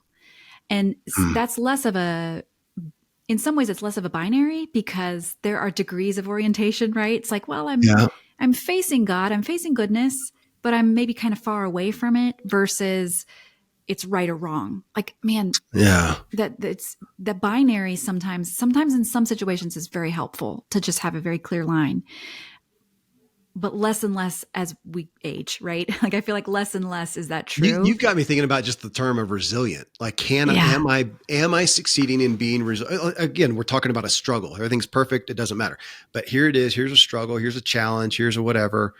Am I really, even daily, am I being able to be resilient though? Can I get up the next morning and things are okay? Or am I just continually depleting? I find myself, I say I'm finding myself asking, you're helping define it more here. And I think it's important to point out, as we're talking about life-giving, life draining, there are some situations and circumstances in our life that are life draining that we cannot escape from. I mean, anyone would say if they have received a diagnosis, they have to go get treatment, and going in to get treatment every day is life draining. Yeah. It's something you have to do. There are plenty of situations in our life that are going to be life draining that we just can't do anything about. Yeah. Which is why it's so important to develop a lifestyle of reflection. I don't think reflection is a one-time thing. I think it's a lifestyle that we can engage. Because there are so many areas that we don't have control or agency in, like a diagnosis, as for example, that in those areas where we do have agency, all the more important to know and name the life-giving and the life-draining. Because I would argue that probably more often we are staying in situations or choosing situations that we actually could change. Mm-hmm. But we're afraid to name life-giving, life-draining, or we don't even think about it. It's sort of like the fish in water. Like, I don't even know this room has a door. I just thought this was life. And so that's why I think that habit of reflection, a lifestyle of reflection, is so important, because there are too many things in life we can't control. There's too much pain in the people around in the world that we love. There's too many catastrophes that happen that we can't impact change in. Therefore, all the more important that those spaces that I do choose, those people that I do choose to spend my time with, and the job that I do choose to engage in, and the places where I choose to give my time and money, that I want those spaces to be aligned with what I most deeply value and the highest contribution I believe I have to give. That's a great line, Emily. I love that right there. What do I value? You got me thinking. It gets acute. I have a lot of kids. I have too many kids. You have a lot of kids, Kevin. I have a lot of kids. I have too many kids. And I don't know whose idea it was, but it has forced these questions when you look at, and it's so hard. It's hard today. I mean, it is hard today at looking at something that, you know what, that would be good for that kid. Isolated, if we take that kid, that new thing, that new activity or whatever would be good for them. But there'd be a cost to our family, to the whole. And it forces me to have to come back down to the values of the whole and go, is the cost worth it? And that is it's not gotten any easier. I mean, maybe I've gotten a little better at discerning that, but saying no doesn't get easier to that thing that would be good. It would be good, but I've got to hold on to what's the greatest good down here. And I've realized that's been a benefit. I've been forced to do that in some ways, to look at that, but it doesn't make it any easier. And that still feels like the hardest thing for me, is to give up the good thing for the greater thing. And the only way I can do that is to come back to exactly what you said, to my core values, which isn't an easy thing in and of itself either. It's not an easy thing. And listen, I feel like it's taken me a long time to name some of what my core values are. I heard Mary Kate Morse, who's a professor at a school out in Portland, say one time that when it comes to your core values, really a great way to think about it is like, what things or values, let's just say, such that if I were to take them away or not engage in these practices or these things that I value most, I would like almost cease to be who I am. Like I wouldn't even, it's like if your life was a house and the house is on fire, what do you grab on the way out? Because this is just essential to who you are. And so that picture for me was really helpful. And I realized that for me, when I think about personal core values, I think there's communal core values, there's business core values, and there's like personal, like what makes me me. And I've named 3 for me. It's solitude, creativity, and connection. And I realize if those 3 things are not somehow true in my life on a regular basis, that I'm able to engage in practices that elevate those core values, I cease to show up in rooms as myself. Like I just, we all know kind of like you feel like you're in a funk, you feel irritable, you aren't operating at your highest potential. And, those were some things that I had to name when I was, I co-founded and co-ran an online business for writers for 7 years. And, as first you start out with an entrepreneurial, it's an idea, it's kind of a hobby. It gets a little success. It's fun. You're running it, I had co-founders. So there's a business partnership there. And I was, doing my other thing, my writing and speaking and doing that in the center, but this was on the side, this business. But soon it began to flip, where the business became more successful and took up more space on the calendar. And my other things got pushed to the side. And I realized after it was maybe 5 years in, I was like, I don't know how much longer I can do this, because the very thing that inspired me to start the business in the first place, the thing that I wanted to most do, which was be creative, talk with writers about writing, like the creativity piece, I could no longer do the thing that made us successful because I had to run the business. Yeah. And running the business required things of me that did not include creativity, solitude, and connection. And so for a couple of years there, talking about readiness and timeliness, I found myself in a room where I felt ready, but it wasn't time. It just wasn't time for me to exit. And I had to make my peace with that. And it was a difficult peace to make. And it was an imperfect peace, I'll say too. But eventually, once I kind of named like, oh, these core values, these things that kind of make me are compromised by the work I do on a daily basis. Again, it wasn't bad work and it wasn't a bad room. It just wasn't my best work. And I knew I wasn't going to be able to do it for the long haul. Eventually, I did sell my shares in that company. But it was 3 years, Kevin, before I was able to do that. And so that was a long formational process for me and all of us. It was I was in it with my co-founders, and we had a lot of conversations, and we had to make plans behind the scenes, and there were a lot involved with it. But ultimately, now that I'm a year and a half out from it, I can look back and say so much of that was, again, it wasn't a bad room. It just wasn't my best room anymore. But I realized that 3 years before I could make any change with it. But a lot of it was the core value work of recognizing like, these are my core values, and I can't engage them to the degree that I believe I'm meant to if I were to stay in this room for the long haul. At that word, Emily, core values, I guess I'm finding some comfort with this issue, but I'm admitting there's still discomfort. That core values. And again, I'm going to pick on my own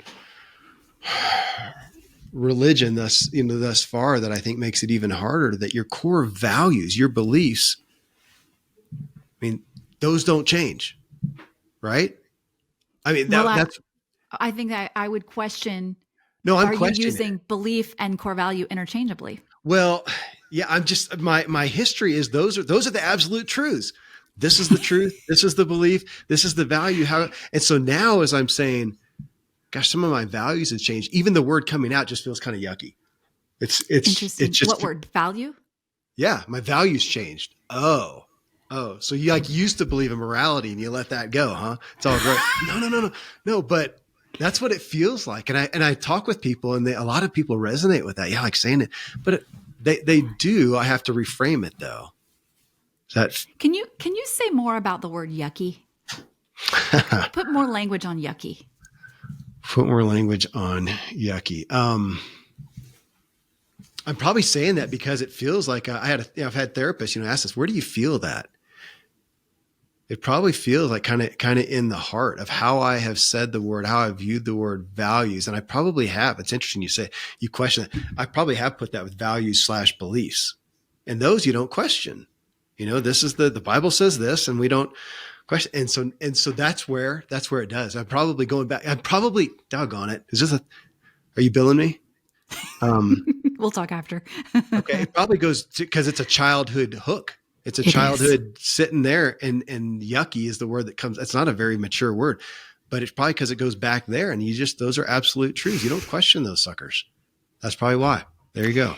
That's really insightful that you pulled a word from childhood out to describe On air, an no adult less. experience. Yeah. Mm-hmm.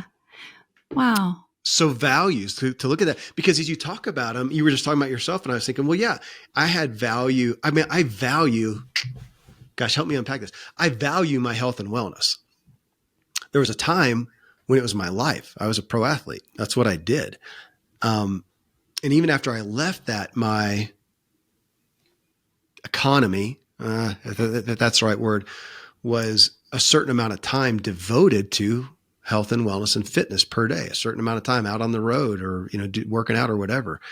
And now I still value my health and wellness, but man, I want to say my values have changed to some degree. I don't want to spend that much time. I just don't even have a desire to go out and spend that much. Can I just do something in 45 minutes or something? I mean, once in a while I'll do something long, but is that maybe there's a different term, because I still value the health and wellness, but we do have these seasons of, I hear that with people financially, that my gosh, they value having money. Well, everybody does. Nobody says that they don't, but their values may have changed on the importance of it, or I don't know, what's the vernacular there? Because that's what we're talking about. Some is allowing ourselves to say, gosh, I have a value, but it has changed. My perspectives have changed, and allowing for that. I wonder if it's not so much that, like, for example, when you were a pro cyclist, that wasn't your identity. That was how you lived out your value at that particular period of your life. Okay. Now you still have the value of health and wellness, but you live it out differently because your life has changed, your circumstances have changed. And I would say that's really that's speaking to your rhythm of life. Our rhythm of life changes over time, even if our value remains the same. And so you have this health and wellness value that's going to look different when you're 16 than it does when you're 56. Yeah. The value remains, but the practice is different. Now, when you go ahead and say, no, what would you say about that? That kind of feels good, because I'm wanting to say, are there any values I had that I've walked away from? Maybe not. But yeah, the methodology, even again, coming back to spiritually, do I have core spiritual values? Yes. I mean, as much or more than ever, but some of the specifics have changed. Some of and there I'm tempted to come back to beliefs. I've even tried to take that out of my vernacular and say, look, to the best I can figure out this far, this is what I have faith in, and this is what I'm going forward to. Because to say I believe it, like it's rock solid, unquestionable, is harder for me today. And I think that's where I would challenge the kind of marrying of belief and value. Because I just think that in my experience, they're different. Okay. It does seem to me that value, it's kind of like, this is what I value.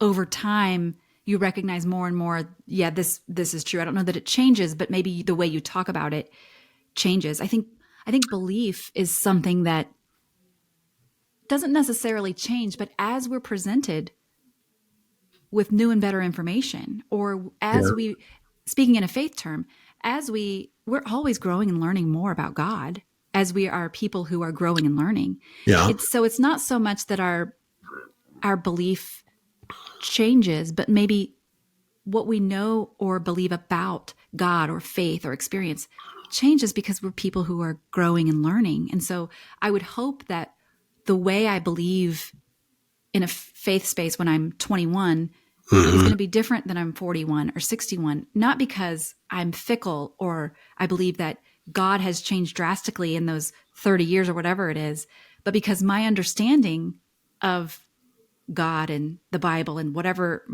your faith space might be, that it grows. That not Yeah. necessarily that God is shifting and changing, but man, I am. And Yeah. so how I believe and what I believe to be true is also going to grow.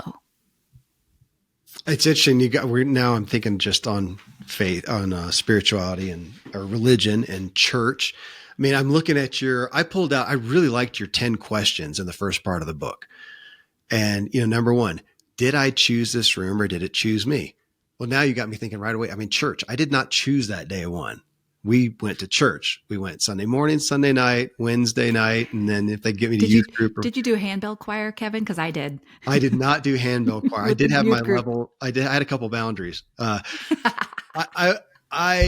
funny. You did handbell choir. That's good to know. Did I choose this room or did it choose me? Man, that's a gigantic question. That's a whole show in and of itself. And right there for people to listen to, to think right now to any area, any room, role, any position you're in, relationship, like you said, any that you're in right now that you are struggling with in any way, did you choose it or did it choose me? I could play a lot. Tell me the importance of how we look at that. Well, it's the first question because what that does is it forces us to name the actual room and the boundaries of the room. Because Okay. like I said before, if you're born into a particular community, a particular belief system, or even a specific church, like maybe the church on the corner is maybe your great granddad was the pastor there, and then your granddad, then your dad or your mom or whoever, and now Yeah. here you are. And this room you did not choose. Now that's not to say that as you grow, you won't choose it as an adult to be your faith space, that maybe you do choose it eventually. But I think asking the question is really important because what it says is this is a space that you're in. And maybe you arrived here because someone brought you here and it just is, but it is a choice. Yeah. It's not just the fish swimming in water. It's not just how it is everywhere. Like this is a particular place and you are particularly in it. And so paying attention to the spaces that chose us versus the ones that we choose, whether like you decide to stay at that church or for example, if you go off to college and then you choose a particular job, you choose a particular vocational path, you feel different about that as an adult than you do about maybe a family business that kind of seems like it chose you, Yeah. that maybe you felt obligated to be a part of. That's not to say that you wouldn't choose it, but there is a different feeling about those particular paths. I want to keep digging on this because obviously you could root out feelings of being a victim in this and frustration that no, I did not choose. This was chosen for me. I mean, we hear a lot. I mean, I hear that from people a lot who are frustrated and say, I did not choose this. I mean, to some degree, I can back anything into a choice and I tend to want to because I want to maintain control. But there are some things that, that actually happen that you didn't choose and you're a victim of to some degree. Now, on the other side, though, for myself, I would say that there's a lot. I was a victim to me. It was a shiny object. I just went after it. I didn't question it enough. I didn't really discern. And I found myself in a room that, did I choose it? In one way, yeah, I actually founded the company, but I didn't really. It was just. Or you didn't know. Yeah, you didn't know what you were choosing at the time. I could say that where I am here. There came a point here with podcasting that I had somebody close to me say, is it really what you want to do? Why did you choose that? I never really set out to, it just kind of happened. Yeah. I didn't mean it to. And now I'm a full-time podcaster. I should question that. Now I came back and said, no, for what I like to do, no, it's still a good medium, though it did bring me to am I going to do this forever? Yeah. Right. Totally. And that's such a great point, Kevin, because so many times we did choose along the way. We followed the guidepost and we made choices along the way, but we didn't maybe consider, or we just didn't have enough information to know where it was leading, or we thought it was leading one place, but here we are. And I think a lot of us, like, my husband went to seminary, and he ended up, we were getting married right a month after he graduated. And my man had to get a job, and the job available to him at the time was a youth pastor. He did not go to seminary to become a youth pastor. But guess what he did for 12 years? Oh. And now that's not to say it was a bad room. It's not to say he made the wrong choice. But upon reflection, we've talked about this a lot, is that, did he choose that room or did it choose him? Well, he applied for the job and he got it. Mm-hmm. But over time, there are reasons why you stay in a job or in a vocation that are sometimes beyond your own choosing of it. Yes. You're making the decisions kind of with blinders on a little bit, because you got to pay the bills. But if you ever have the opportunity to look at it from a higher up space, which eventually we did, and he did eventually leave that job, that vocation, and to do something different. But it took 12 years. Okay, I just wrote down that word eventually because, on the 10 questions. So folks, number 1, did I choose this room or did it choose me? The second one, you ask, what are the corners, sections, people, or parts of this room that I'm avoiding? But I want to just go right to where you are. So he finally did that, and we all if there's anything we left, apparently at some point we did that, and we decided there were some things that we did not want, we were avoiding. And we did that eventually, most of us, because you saying that brought me back to now. And I've got kids, adult kids. And in talking about work and jobs, I'm telling them, that we tend to look at, okay, what's the job? What's it pay? What's the title? What are the benefits? What are the status? That's what we look at and go, I got this great job and it pays 6 figures and I'm the director or manager or whatever. That sounds great. And we don't ask, hey, what are the corner sections, people, or parts of that room going to entail that I might not like eventually? What's the commute going to be like? Where am I actually going to sit? Who am I going to be sitting with? How many meetings are there? And we do that eventually instead of coming up. So we got both sides here. Well, and this addresses, so we can do that right now. Ask these questions of the rooms that we're in. But how great if we would ask them before we go into the new rooms. Yeah. Okay. It's a great point. I had a business coach once ask me, what do you want your days to look like? Because it can be romantic to say, like, well, I'm the CEO of such and such company and I'm this important job. But okay, what are your days going to look like then, though? And is that the life you want?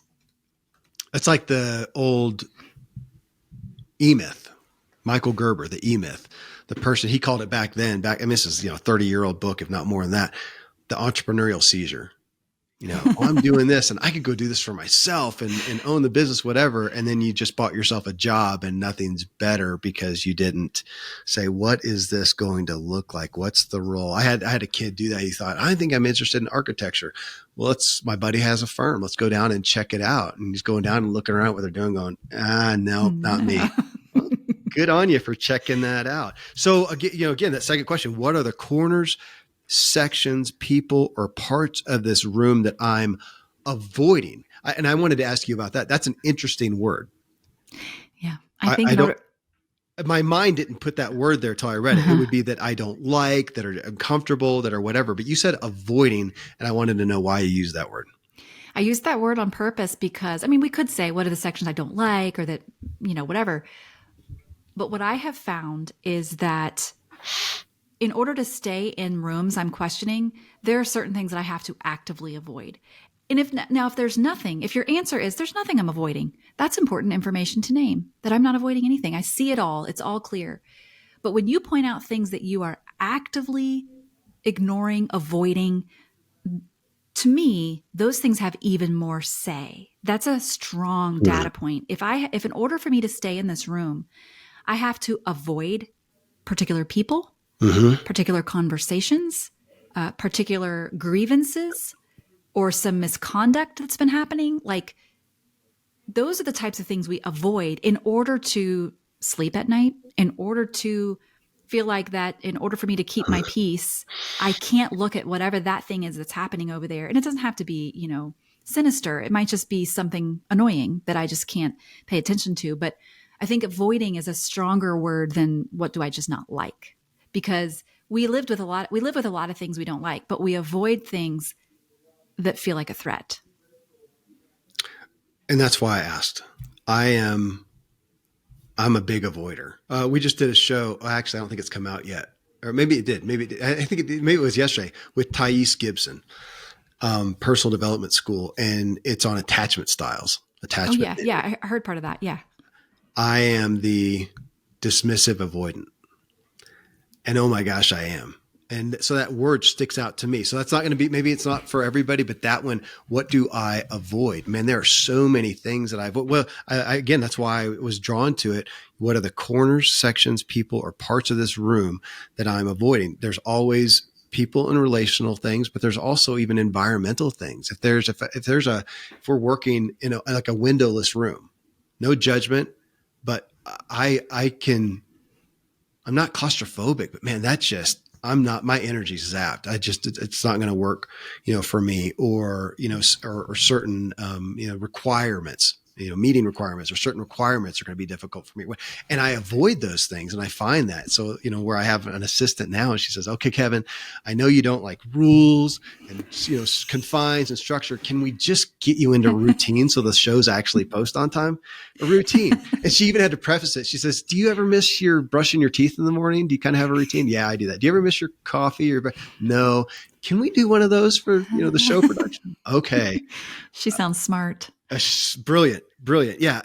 But avoiding, it's a brilliant word. Thank you. That may be my main takeaway. What am I avoiding? Mm-hmm. Mm-hmm. I resonate with that. And I guess to that degree, you could say, to somebody, we're talking about, you're trying to get to the emotional point of it. What emotions are you feeling about this room? Number one, did I choose it? Did it choose me? And then now what are my emotions I'm feeling? But you put it in the way. What am I avoiding? Man, that's stout. Thank you. You're welcome. And I'm sorry.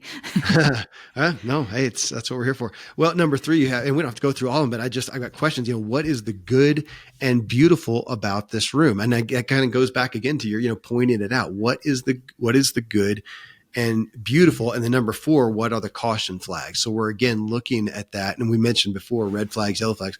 What is the good and beautiful? What are the caution flags? When I was a kid, my dad used to make me make a list of pros and cons and list those out. And how do they pan out? Are the cons bigger than the pros or not? It just sounds so elementary, but the reason it's in your book is because we don't do it, is what you're seeing, I assume. We don't do it. And we have this tendency as humans to want to paint all of our experience as either all good or all bad, because it makes the decision easier. Like I would rather walk out of a room that's all bad than walk out of a room that has some really good and beautiful things in it. However, naming the good and beautiful is so important for leaving well, because what it does is it helps me face what is really true and what is happening versus sort of a false version of my experience there, that there's no room there are some rooms that are all bad maybe, but for the most part, for the sake of our conversation we're having, most rooms have both good and terrible in them. Like they do. And it's important to name them honestly, so that if we do decide to stay or to leave, we're doing it with our eyes wide open and not trying to manipulate our own experience so that it makes us feel better about the particular decision we end up making. Well, I love that, because so often, it's easier if I can vilify that thing and say it's evil to leave. And so in your book, in the section under endings, I actually pulled that out.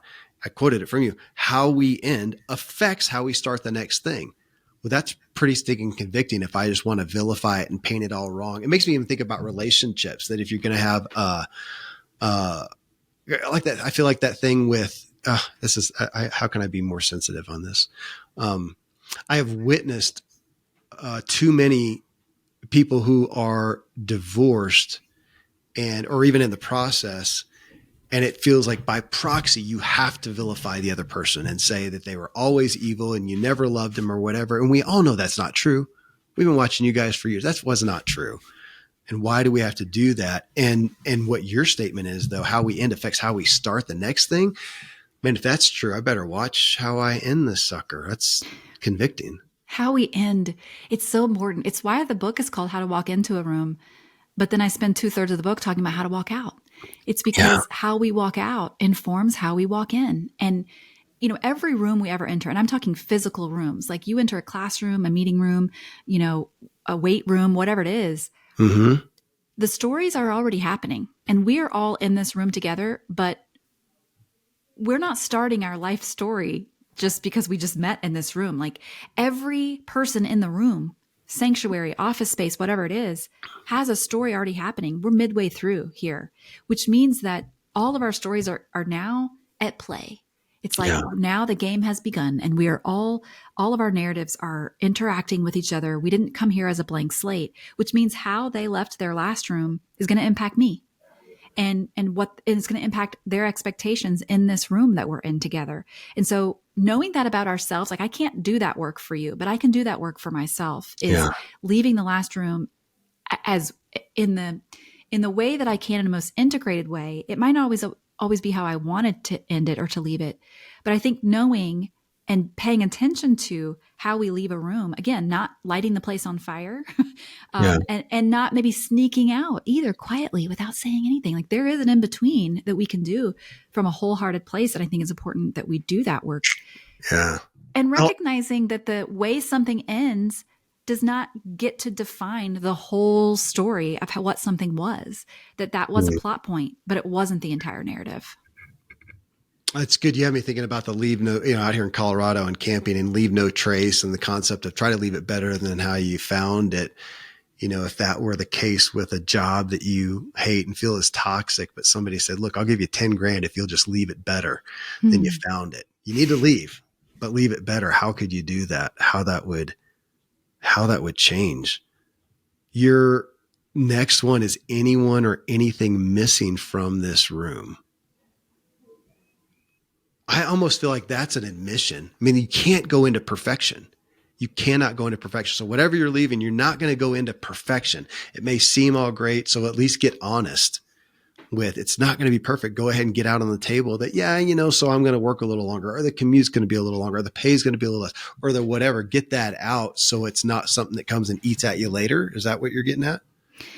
Absolutely. And I love your kind of perspective of these 10 questions could be used for rooms you're in or rooms you're considering entering. Like, Yeah.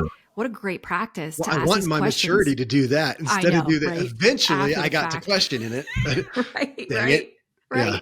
And I think too, another way to think about this question is anything missing, which would be sort of like, is there something I wish was true here that just isn't?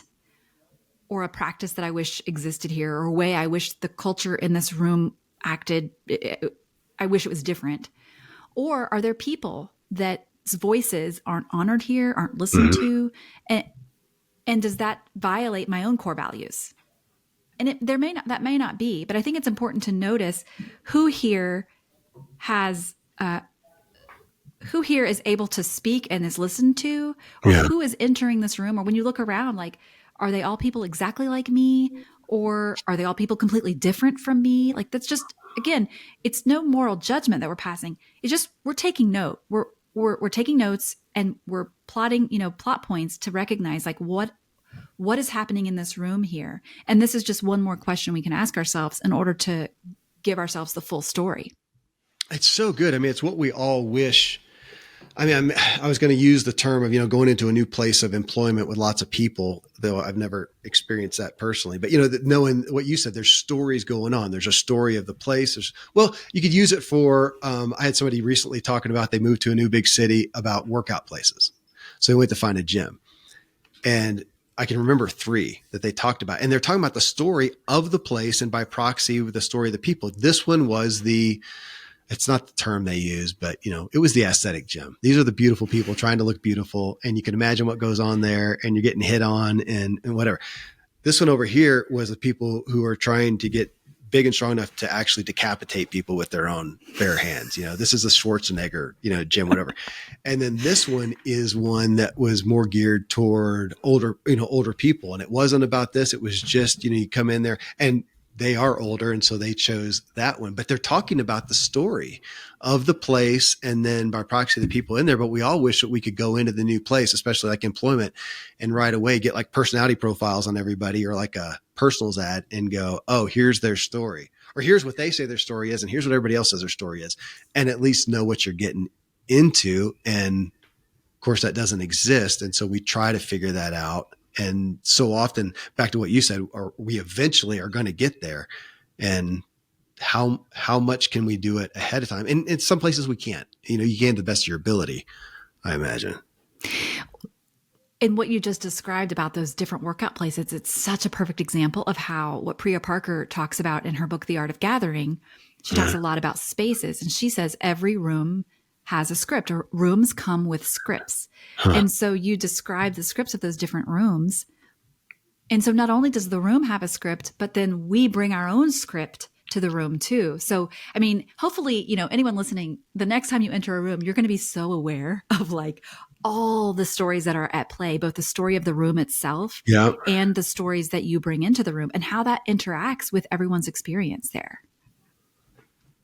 Is the story that I bring in, gosh, it's the story of, I guess there's multiples, because when you said something right there, I was thinking, okay, the story kind of like of my identity and my role of me. So there's my that I own. And then also the story I have of an expectation is what I'm usually putting out there as well. Are you calling me, I guess you're calling me to be aware of both of those, or is there more? I'm sure there's more, but I think let's be aware of at least both of those, at least those two things, because otherwise, and I think like what's the alternative, right? Is we might walk into rooms if we're unaware of our own stuff and we're unaware of the script of the room, we might become the person that people have to evaluate and be like, she's intolerable. Like I have to leave this room because she's walking around unaware of all the people she's insulting or inappropriately expecting things to happen in this room that's not what we do here. And so I think that it's a call to humanity. It's a call to the communal good and understanding and being a part of contributing to the room as the person who I am. And also we can more quickly discern if a room is for us or not when we're aware of those two scripts happening. And I think I can run the risk of trying to be optimistic, having high hopes, high expectations, which sounds good, but it can set me up for failure then, because hardly anybody can live up to that, me included. And so I'm going to be disappointed if I don't do this work ahead of time. Ahead of time. And not eventually. And not eventually. Who has the power in this room? Tell me more. That was just an interesting one. Give me an example or something on that. This is number 6.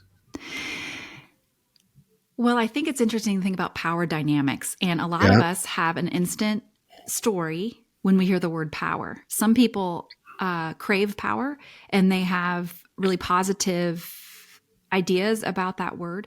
Other people hear the word power and they automatically think it's a negative thing. And I would submit that power is neutral, kind of like money. It's what you do with it. I would also submit that we all have power, various degrees, depending on the room.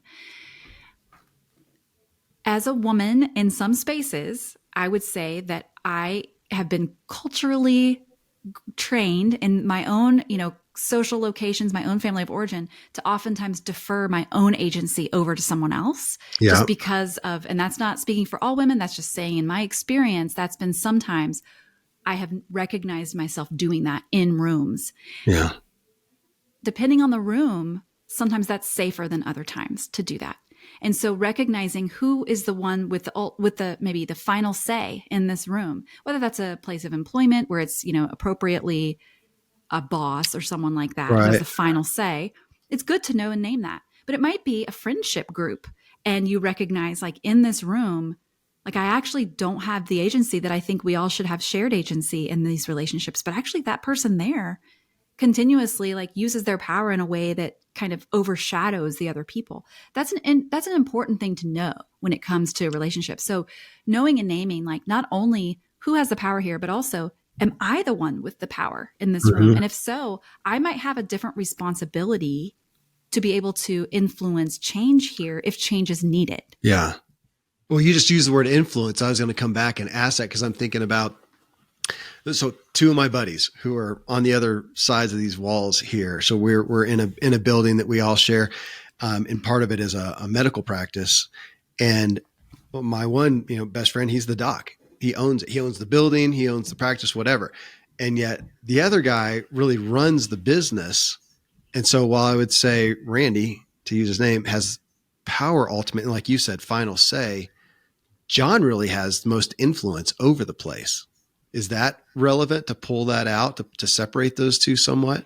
I think everything's relevant. In a point and call practice, everything's relevant. Okay. And what you just pointed out was you made a differentiation between the different roles of these two people, and their roles in the room is going to influence what happens in the room. Yeah. And your impression of who has, because you happen to know that, this guy owns the building, but this guy actually has the influence. Your understanding of that might not be someone else's understanding. And that's going to influence how that other person interacts in the room. If they think the owner actually has the influence, they're going to interact with the owner differently than maybe you would. Right. I could nerd out on this one, Emily, because I'm thinking about it and I'm thinking back even to different businesses I've been involved with, whether I started them or not or whatever. And that I found myself in places where I wanted the power, didn't necessarily care to have the influence and wanted somebody else to do that. And I remember other times when I didn't have to have the power, but I wanted the influence. That's maybe that can be fluid. Is that? I think it can be fluid. And I also think there is an invitation, and this isn't exactly in this question, but I think it's important to point out, and maybe this is a good place to do it. There's an invitation to us to think about leadership in a different way. I think a lot of times we think, well, the leader is the one with the power, or even the leader is the one with the influence. But I would say those things are true. And, let's improv it. Yes. And we all really are leaders, whether or not we're the ones in charge. And we've all seen leaders, quote unquote, leaders who are leaders because of their position, who are not great leaders. I mean, we've seen it. They don't wield their power with compassion or with, servanthood or with, putting others in front of themselves. Like they're not doing it in a way that we would want to emulate. We can learn a lot from them. We can learn a lot about what not to do. Yeah. But I think this idea of, kind of our narratives around the word power and around what it means to be a leader and how we can show up as leaders in spaces, even when we're not the ones in charge, or even when we're not seen as ones who have the influence. I think it's important to recognize our definitions of all of those words. I love it. And to some degree, you call me to just the reality that wherever we are, we do have influence. We can't not. It may be bad. It may be weak and lame and whatever, but we do influence and we have the opportunity to. Well, again, looking at this, I just love these questions. It's overall questions. It's people. The whole concept here, and and I'll have framed this in the intro when I do it, is how to walk into a room and how to walk out. We're looking at both of those. And these questions are this is your audit for that. And the next one here is who or what will be affected by my decision. It brings me back to where we started somewhat on looking at we tend to look at this new thing as the risk, and we don't go back and go, what's the risk of staying here? But to look at that too. Who do we have in mind? Because I so often feel like I find folks who are looking at this new thing and they don't really give gravity to the good that it would do. Even their family and I'm thinking of family, that they may just be thinking about the risk. But I might risk my income, or might risk my my tenure, or I might risk my whatever. Yeah, but what would you stand to benefit them from? It has me thinking about that, Emily, because I've done things where my kids later on have attested to how it inspired them to see me going after something that inspired me. And I won't go into the story, but it was actually, I did something that I felt a little guilt for. Like, I'm dragging them along. This is all about me. And they come back and say, oh, it was so inspiring to see you go after something, Dad. I go, really? And I didn't really take it. So back to your question. Who or what will be affected by my decision, and not just looking at the nuts and bolts, but even the spirit of what you're doing. Is that what you're getting at? It's so important to name. And you just said, on retrospect, like later you learned those things. Eventually you learned those things, but you didn't know them up front. Yeah. But for someone like me, like sometimes when I'm in the midst of a decision and just considering whether or not to leave a space or whatever it is, I can tend to color it all one. Like, well, everyone will be affected and everything will fall apart. Or the other way, well, Yeah. just no one's going to care. Zero people will be impacted. Zero things will fall apart. Usually it's somewhere in the middle. And so Hmm. taking the time to slow ourselves down and ask ourselves this question of like, who or what will be impacted if I stay and if I go on either side? What are the costs and benefits of me staying here or leaving, and listing them out again to the best that we can know at the time just gives us more information than just should I stay or go. It's like, well, let's take an inventory of this whole Yeah. situation and listen to what I know to be true right now. What back to that? What I still love that for this overall. What do I know for now? For Right now. now to this point is so great. This one is, I can't say it's my favorite, but man, it's the one that hits me as far as auditing my own sustainability and going forward with something. To what extent, or to where I am right now, if I feel discomfort, to what extent can I be myself in this room? And I right away, the big ones when I read that initially, Emily, the first big fireworks that went off there were a workplace, a work environment. Can I be myself? And a relationship, especially the close relationship. Can I be myself? And to the work aspect, I thought about, the old test that the theoretical test of two similar job applicants who were showcased to be almost identical. And but on one, they had him and he just, said everything, I'm great. And here's what I do. The other one is all the same stuff. And they just added a negative. But I struggle in situations like this, or they put some negative, and the one with the negative got hired so much more because of they put, being honest. It was more relatable in that sense. And I thought about that in relation to this. To what extent can I be myself in this room? And let's put it at the easy analogy of a new job environment. Wouldn't it then, but if you're saying that that's a big deal, then wouldn't it behoove us to be honest and to say, yeah, I think I can do well here, but man, I don't do well in these environments, or I don't do well in these roles, or I don't do well with this kind of structure. Is that relevant? I think it's deeply relevant. I think there are always situations where we're going to wear different hats in different settings. Like I'm going to act different at Yeah. home than I do at work to a certain degree. But I think another thing to consider is if the people who know me the best were to show up wearing an invisibility cloak in this room and no one could see them, but they could see us, and they saw the way that I spoke, the way I talked, what I presented that I valued, how I worked here, would they recognize me? Or would Yeah. they, when I get home, have a lot of questions for me? I think that's Hmm. something important to ask ourselves. I think we want the people who know us the best to at least see a version of us that they recognize. Yeah. And if we are in a room, a space, a community where we feel like we're constantly having to edit or censor or muffle or become some type of chameleon in order to stay in the room, man, number one, that's exhausting. And number two, that's not sustainable for the long haul. Okay. It's so interesting. I'm thinking about it, Emily, as you're talking with that stuff, that it showcases why I'm comfortable right here in this room. Mm. I'm all me. And I'm not, because I don't have to I did before I performed, and now I don't have to. People listen long enough that they kind of know me, man. If they don't like me, they're not listening. And apparently some people do enough that a bunch are listening. And I can just be me. I don't really have to impress you. This is my show. You're the one getting the promotion. So I'm not even, well, actually that's a lie. Cause hopefully I'm really good and you want me on your show, or you'll talk about my book or something like that. Right, But that's not the premise. That's not where I started off with. I didn't have a book at one point and I wasn't looking to be on anybody's shows. This is just my show. So I don't have to really impress you. I'm just looking to have a good conversation. Otherwise it's a really boring couple of hours, and that's not sustainable for me. But because you got me thinking about performing. I mean, I know if I'm going to be in a room performing for too long, too much, it's going to wear me out.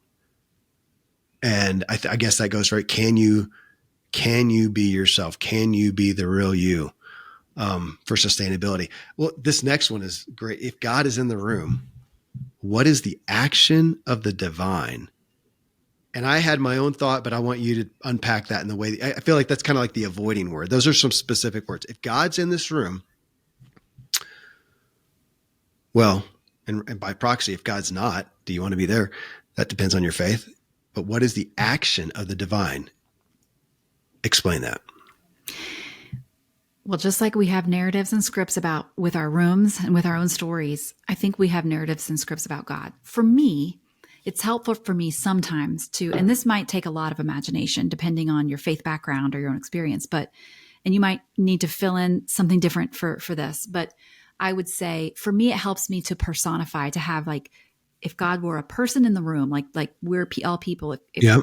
if divine love and peace and all the things that I believe God is showed up here, what would God's posture be? Would it be like arms crossed in the corner? Would it be center of the conversation?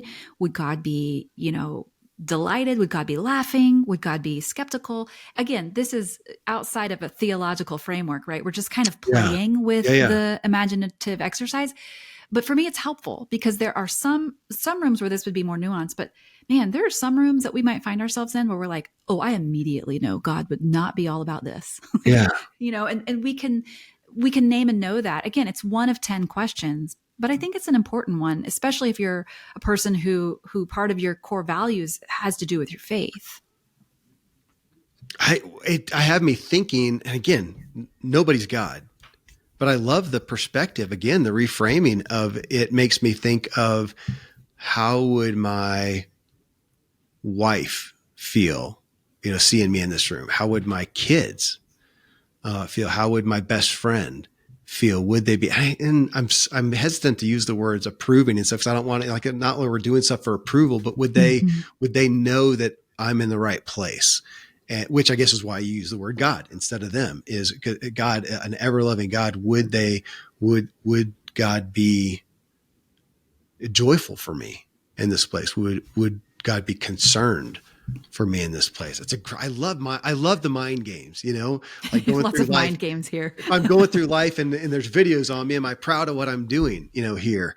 Yeah. And is it me? And if God's in the room, okay, that's why I wanted you to explain that. What is the action of the divine? What is the feeling? What is the joy or the hesitancy? It's a weighty question. It is. And I would add, from my own faith perspective, the question isn't necessarily, would God be happy with me? Would God be mad at me? Or would God be pleased with me? Or would God be any of those things? Because I believe that, God's face toward us is a smiling one. That's what I believe.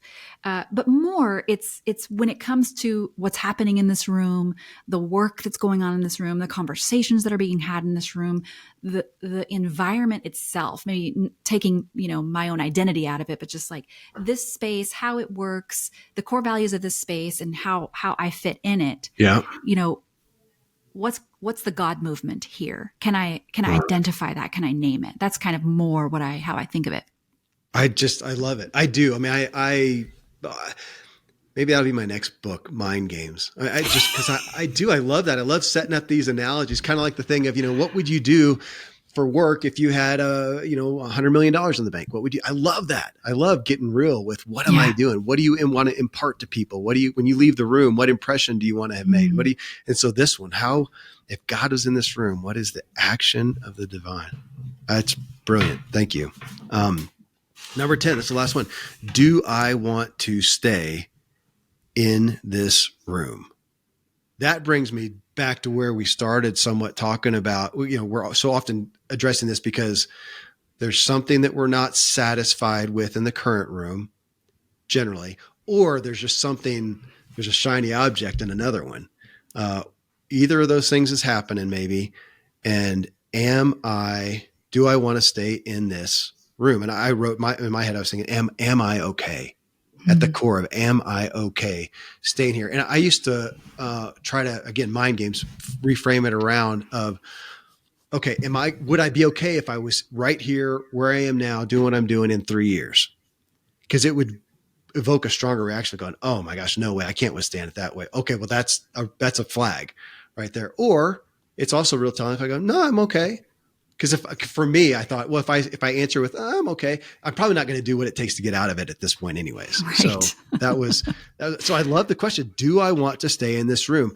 Yeah. What are other ways that you have help people question that? Getting in touch with your desire, sometimes we forget to go there. We just think like, well, is this a good room? Is this a right room? We look at binaries, we look at things outside of ourselves.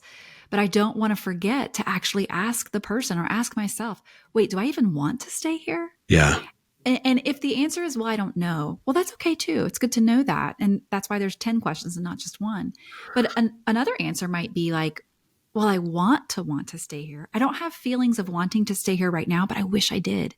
That's also important information to know. Again, one of 10 questions and many, many more in the book. But I think getting in touch with our desire is so deeply important. And I'll just add to that our desire is our desire, whether we get in touch with it or not. It's going to be there.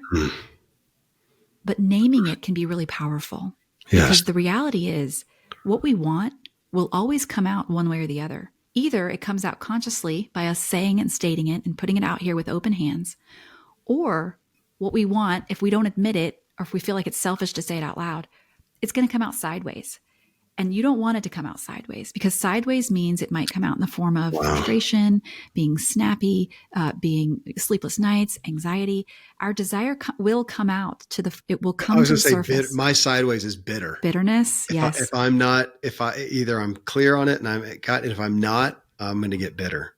So name it. And again, and I put my hand out flat because naming our desire, that's an honest confession. It's only when we demand our desire be met in our way, that's when it turns selfish and toxic. But so many times we think just naming it is selfish and toxic. Well, I can't. It doesn't matter what I want. No, what you want's what you want, whether you admit it or not. But just don't cling on to it. Just don't, have it with an open hand, but by all means, say it out loud. You remind me doing that of my buddy Dustin calling me as somebody who tends to grip things. He says, buddy, palms up, palms up. Just palms up. Sometimes it's palms up and one's still holding on, but at least get one up. Palm up. Palm up. Emily, I want folks to know, I feel like I've touched, you just got like 1/30th of the book at best. It's so rich.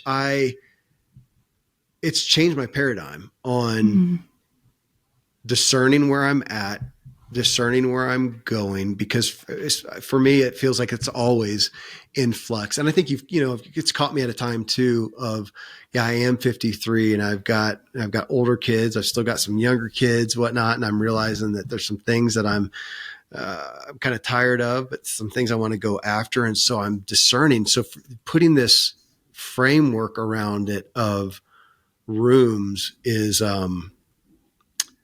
again, it's a visual for me. It's such a visual, and going through the steps then. That's what you do. You do such a good job, like those questions. That's why I pulled those out and gave them focus.